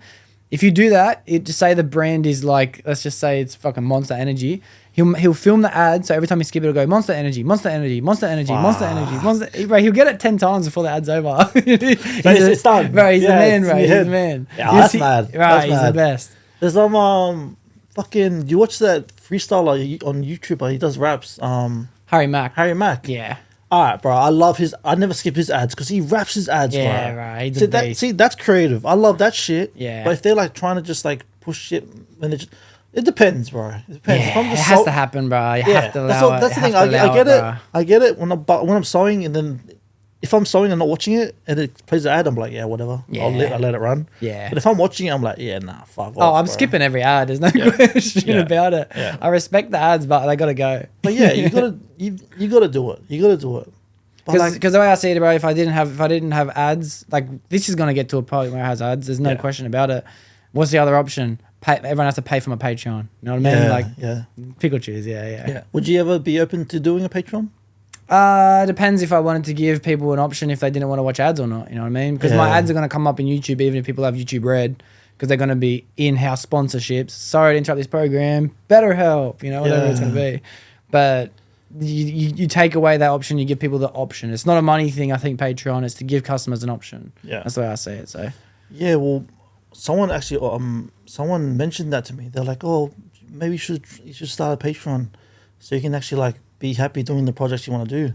And I feel guilty asking of that. I feel guilty being like, oh, can you give me this without even giving you nothing? Like, it feels weird, bro. It is weird. And I think that I think it's a reinvestment attitude that's the best part of it. So if you're making X amount of money from doing what you're doing, I'll just use my podcast, but we can use what you're doing as an example. But let's just say I've got sponsors on board and I'm making $500 a week. I can spend that $500 a week to go towards an editor, a film, a better camera equipment. All of a sudden I'm making $1,500 a week. Let's take $1,000 of that, reinvest it into a space in which I can create a Patreon. People can pay $1 a week, $2 a week. Yeah. If it never pays itself off, that's fine. But it's like you're just choosing to reinvest your money into something else that might grow into something. You know what I mean? And then I think that's what if you find that you're making an extra, let's just say you've got $1,500 a week that it's like your bills are paid, I'm saving, I'm buying my products, whatever. Then it's like, why don't I pay someone $750 a week to run me a Patreon account? You know what I mean? So then you're investing it into the company. So it's like, you know, it's I see it like that. You know what I mean? Yeah. It's not like you're not taking something from nothing, because you'd be surprised what people would pay just to watch content. $1 a week, people would pay. $2 a week, people would pay. But it's hard to ask that of people, though. It's hard to ask, in my opinion, if you're not putting in equal contribution. So it's way too hard to run a full documentary about every hat. You know, it's going to take 10 hours a week to make that documentary at least. Yeah. So if you could pay someone else to do it, then you can afford to charge people $1, because they're getting 10. You know what I mean? They're getting that. Well, so right now I've been brainstorming on ways that I don't have to put as much hours into what I'm doing. So I love what I'm doing, but I'm still grinding, and I don't think if nothing changes in what I'm doing, it'll be a grinding until I stop this. Yeah, nothing changes if nothing changes. Nothing stopped. Yeah, so I've got to change something up. So I'm trying different things, bro, and I don't know how this raffle's gonna go, bro. It could go shit, bro. I could sell it for fucking, maybe get 10 tickets sold, bro. Sell it for fucking $50. I don't know, bro. But if this does well, bro, imagine doing a raffle maybe once a month or maybe every couple of weeks, but making sure that this thing's gonna be fucking hectic, bro. Yeah. Like, it's gonna be hectic to the point where I can just create just hectic pieces, bro. Like, I don't have to do bulk. I can just do what I want to do, and even in that, I can even do above and beyond on that thing, just because I know the hype's real. But I don't know how it's gonna go. That's why I'm testing. So, do you know the Adrian Portelli guy? Oh yeah, LMCT Plus. Bruh. He made it, bro. He did it. Fucking killing it, bro. He did it. And it's like, do you know what he's done isn't a legal thing to do in Australia? The lottery system. You're not allowed to do that. The only reason LMCT Plus is a brand and exists is because when you sign up to LMCT Plus, you have the subscriptions to the discounts in brands. Have you ever signed up before? Okay. No. So if you sign, I did it. I cut it off now, but I was doing it for a little bit. Fuck, he got ya. He got me. He got me. He got ya. I was more interested than anything, to be honest. I only did it for like a little bit. Yeah. But when you sign up to the app, you get discounts at all these different brands. Some of them might be like construction businesses. Some of them might be clothing businesses. But you get like a 5% off. So you pay $5 a month. You get access to all these brands. That's the brand. The raffle is part of his brand. You're not allowed to make a business doing lottery tickets in Australia. You have to have a brand that also does giveaways. You have to enter the giveaway. Fuck. You know what I mean? Okay. So what you're doing now is only okay because you have your brand and you're doing a giveaway. Fuck, I don't know, bro. Yeah. Fuck, I gotta be doing something illegal. I have no idea. Well, that's why it's not illegal, because you're not. Me and my brother had an idea once where we wanted to start doing tickets to tools. So for $10 for entry, you can win a $1,500 toolkit to apprentices, tradesmen, anyone. We're not allowed to do that unless we have a brand already. We're just doing giveaways inside of our brand, you know. So anyway, it works. So what? So if I try to do this regularly, it will be illegal? Yeah, but you're doing a giveaway to a pre-existing brand. You can't just go buy a car and then sell $100 tickets to give away this car. You're not allowed to do that. Ah, okay. But if I'm making it, it's a bit different. Or? Yeah, it's different. That's different. It's your giveaway. You know, Adrian Portelli, he sells his own assets. He gives away his assets to people in his community. You know what I mean? So he'll buy the entire block from the block. Yeah, he's like, I'm giving away my house. I'm giving away my Lamborghini Euros. I'm giving away my. That's what he does. Fuck. No. Yeah. He's Bro, a genius, bro. I've actually been watching the block this year, bro. Fuck, it's hectic, eh? Yeah. Bro, actually, once it's any show is hectic when you start watching it, bro. Bro, the block's mad, bro. Yeah, Once I you watched start- it a few years ago. when you watch it from the start and you see it from the scrap, and then you see it at the end, you're like, bruh. But then you see him right at the end. He's just buying every fucking house, bro. It's Yeah. just like, Did you see what he just gave away last week? Actually, he didn't give it away yet. Maybe it's next week. is that all the 5 houses? He's giving away all of them, yeah, bro. yeah. In one hit. Yeah. He's giving away an $8 million package, bro. So they did the auctions for the houses, and then he bought 3. I think he bought 3 of them, and then the other houses, 2 other a random buyer bought 2 of the other ones. Bro, it turns out that random buyer was his buyer, bro. So after he's like, bro, I bought all of them. That guy was me. And then even Channel 9 put, like, they did a recap of the houses, and then they put Adrian's face on the buyer, bro. I was like, fuck. Like, he just bought the whole system, bro. Yeah, Like, and it's the best marketing, bro, because he's now using TV as his marketing platform and social media. bro. Even this year, the block, bro, everyone that was there, everyone had their brands for their companies because of him, bro. So he's always been rocking the companies, and then everyone around him was just trying to get next to him and rep their thing on their hat and their fucking jerseys, and they weren't even there to buy, bro. Yeah. It's like crazy, eh? Yeah. Like, he's a Mad marketing respect genius, to that guy. bro. But Mad respect. He grinded for a bit too before that worked, which is mad. He grinded for a while, yeah. Yeah, well, that's the thing. When I seen his success in it, I was just thinking, like, I can't replicate that fucking intensity, bro. But if I can small scale it into a sense where I can do some small scale of that version, Yeah. it would help with the physical demand of producing this shit. You know? Yeah, definitely. So Because as we said, bro, how can you possibly price that thing, bro? You can't. yeah, You can't. I don't know how to, bro. That's the thing. I don't. I think about that with my own creations, bro. My own furniture or the clothes that I haven't even designed yet that I want to start making. Like, I think to myself, like, it's going to take me this much time. I can't sell that because that's not enough. It's not enough to pay for what I think it's worth. I just have to sell it for not profit. You know what I mean? Yeah. Like, you're never going to pay back my time and effort, energy and creativity. Yeah. You just have to fucking let it go, bro, you know?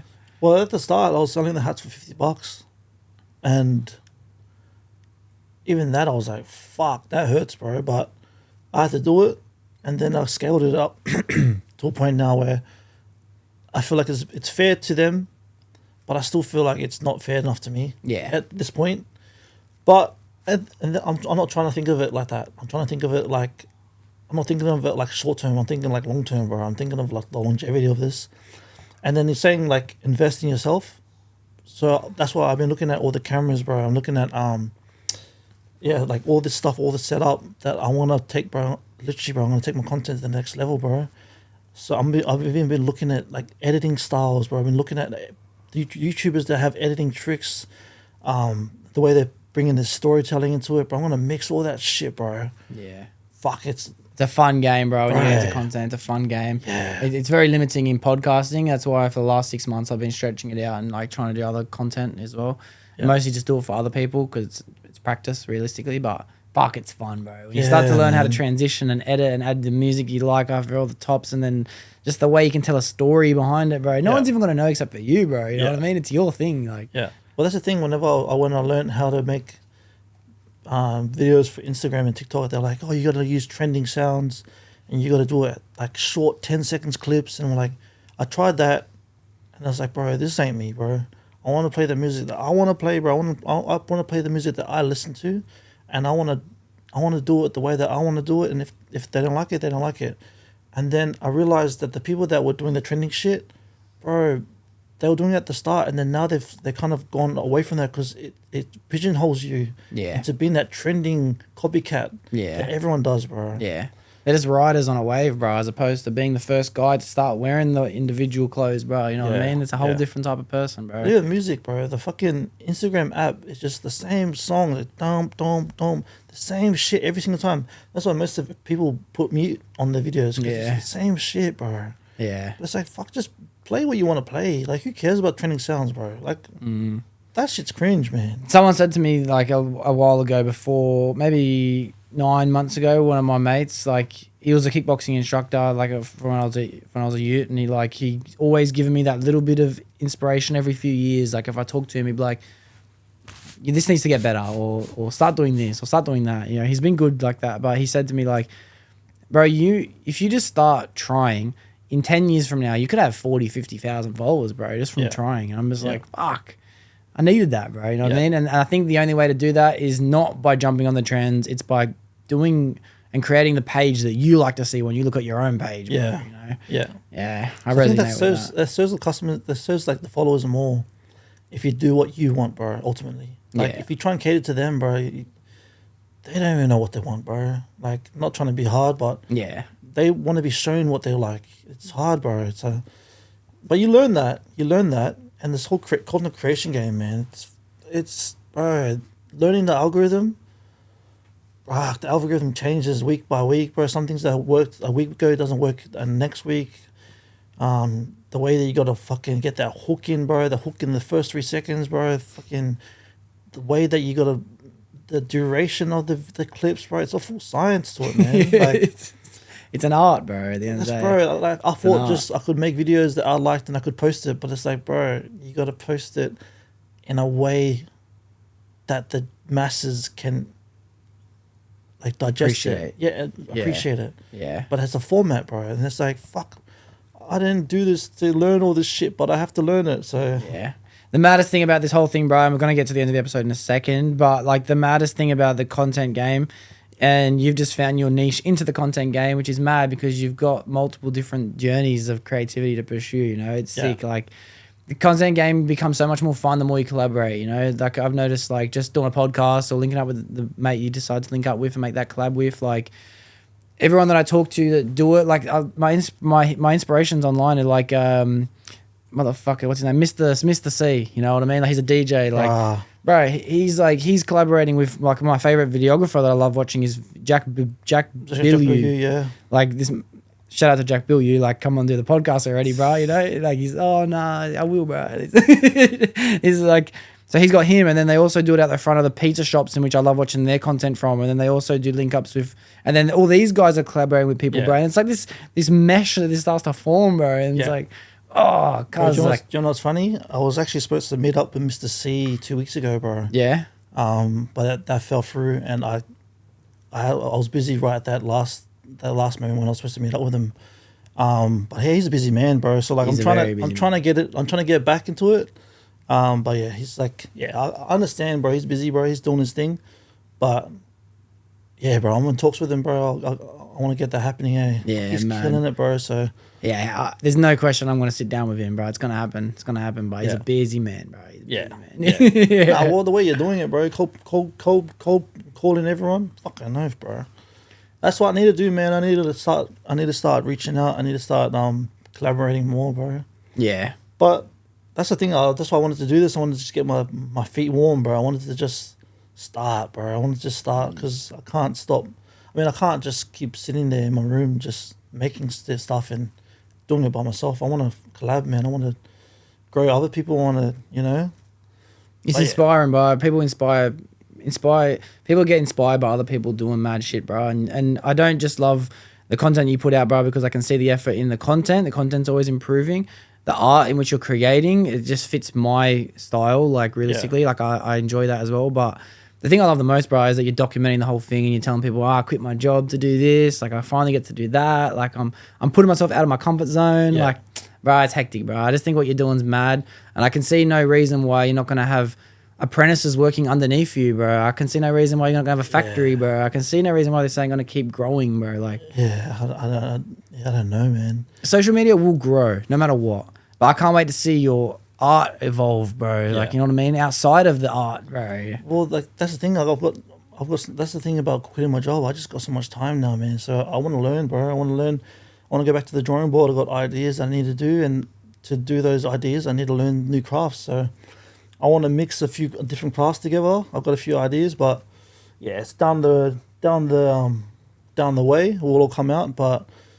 Yeah, bro, I'm fucking excited, bro. I'm fucking keen and I'm blessed, bro. I can't, stress it enough. So Yeah, bro, it's been a pleasure being on here, man. Fucking know if you made me feel comfortable, bro. I'm glad, bro. You probably got a lot out of me that I haven't talked about. I haven't talked about this for years, bro. Yeah. Well, I'm glad I got comfort, bro, because comfort's the one thing I decided to go for when I designed this room. Like, make it as comfortable as possible. It's like homey, you Yeah. Let the fucking podcast be what it is, bro. Just let's get comfortable, you know? Yeah. But before we wrap it up, there's one final question that I ask everyone, and we touched on it a lot, and I feel like you might have a good insight to it. So there's no right or wrong answer. It's just from your own opinion and lessons you've learned so far in life. But if someone came to you because they were feeling depressed, mostly because they were just lost, what advice would you tell that person?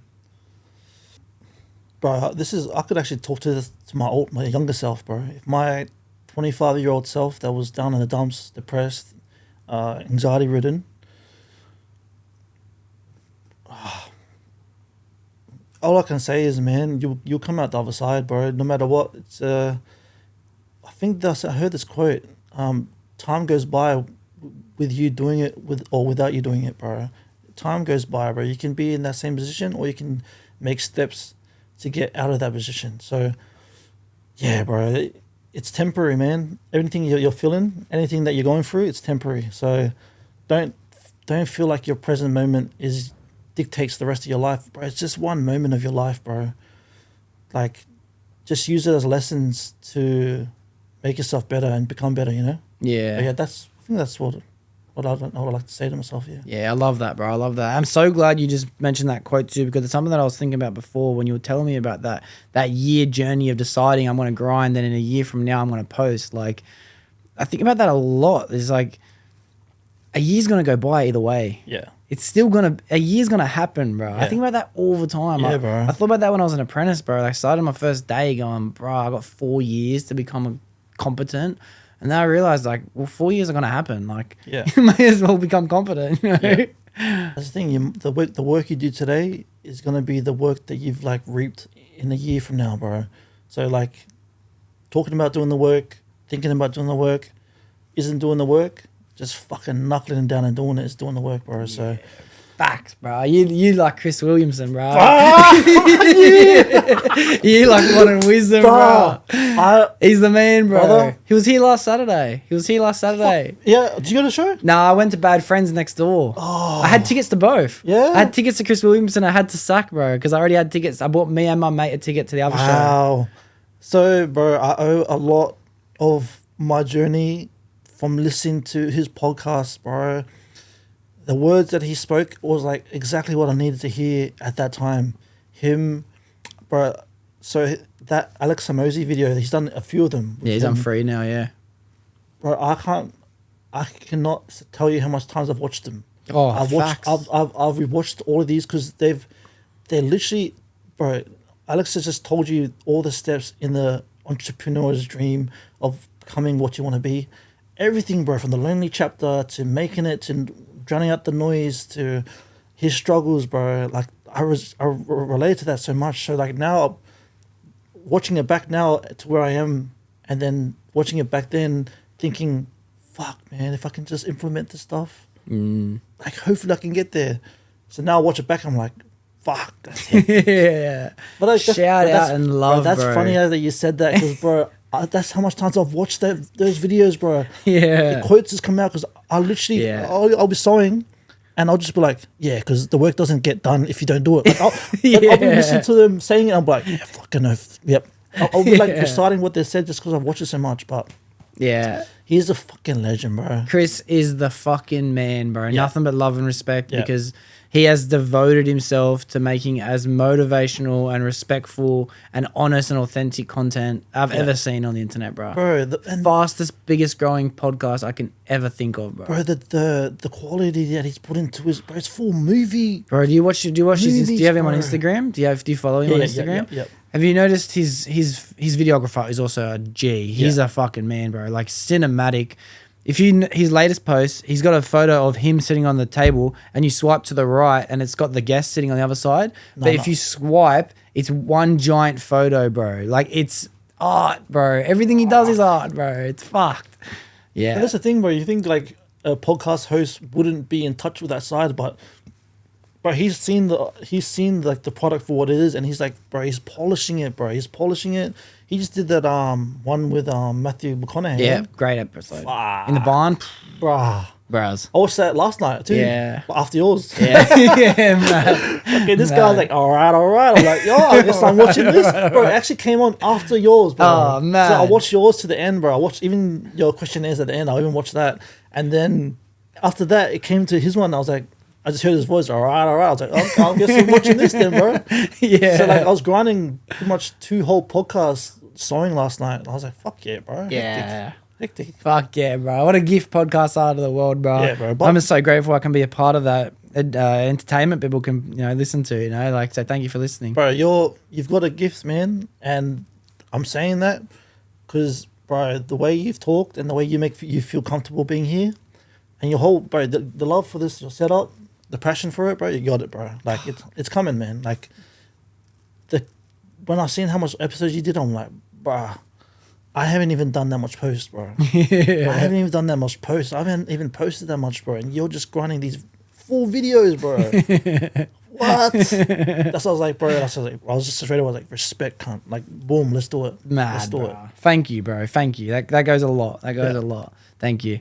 Fuck yeah, bro. I couldn't have been more grateful for this episode, bro. Like, I couldn't thank you enough for coming and giving this to me. It's a gift. Man. And I'm glad I got to know the person behind the post, bro. It's really a blessing for the internet to let everyone who follows you know who you are. So thank you. Yeah, well, it was scary coming on here, man. But fuck, bro, how long have you been talking for, man? 3 hours. See, so yeah, my missus, she said, yeah, you've got a lot to talk about, and I think this is probably the best thing for you to do. So fuck, bro, it's been a journey. So yeah, keen, man. Mad. Keen. Well, I can't wait to see more podcasts come from you in the future, bro. People are going to be hitting you up. There's no question about it. I'm glad you got a bit of practice in before some of these big ones, hectic, bro. Hectic. And to be honest, bro, I can't wait to sit down again in the future. I'll just catch up, like just because, bro, you got traction, and the traction's one thing, but you're so sitcom, bro. So it's mad. Thanks, man. You too, bro. Yeah, thanks, bro. Likewise. Well, for everyone listening, thank you for making it to the end of the episode. I haven't said thank you for the last couple episodes, but I really do mean it. Thank you very much. There's an amazing week this week. There'll be another one next week. That's a wrap. Gang, bro.